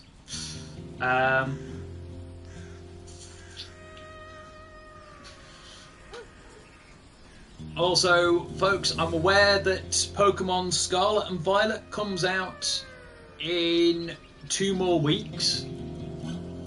I intend to stream that on the Saturday because I'm out the Friday evening. So I've got it pre-ordered. It should be arriving hopefully on the Friday, with any luck, because pre-order. But yeah, that's it for me today. Do please leave a follow if you haven't already. Turn on your notifications so you get notified when I go live. You can find me on Twitter at SaberofWoQ. There is a link in my About section if you are watching on desktop or laptop. And you get notified there when I go live. I also put notifications on a few other places. But yeah, until next time, thank you all for watching. Hopefully you've all enjoyed. I hope to see you next time. Ciao for now.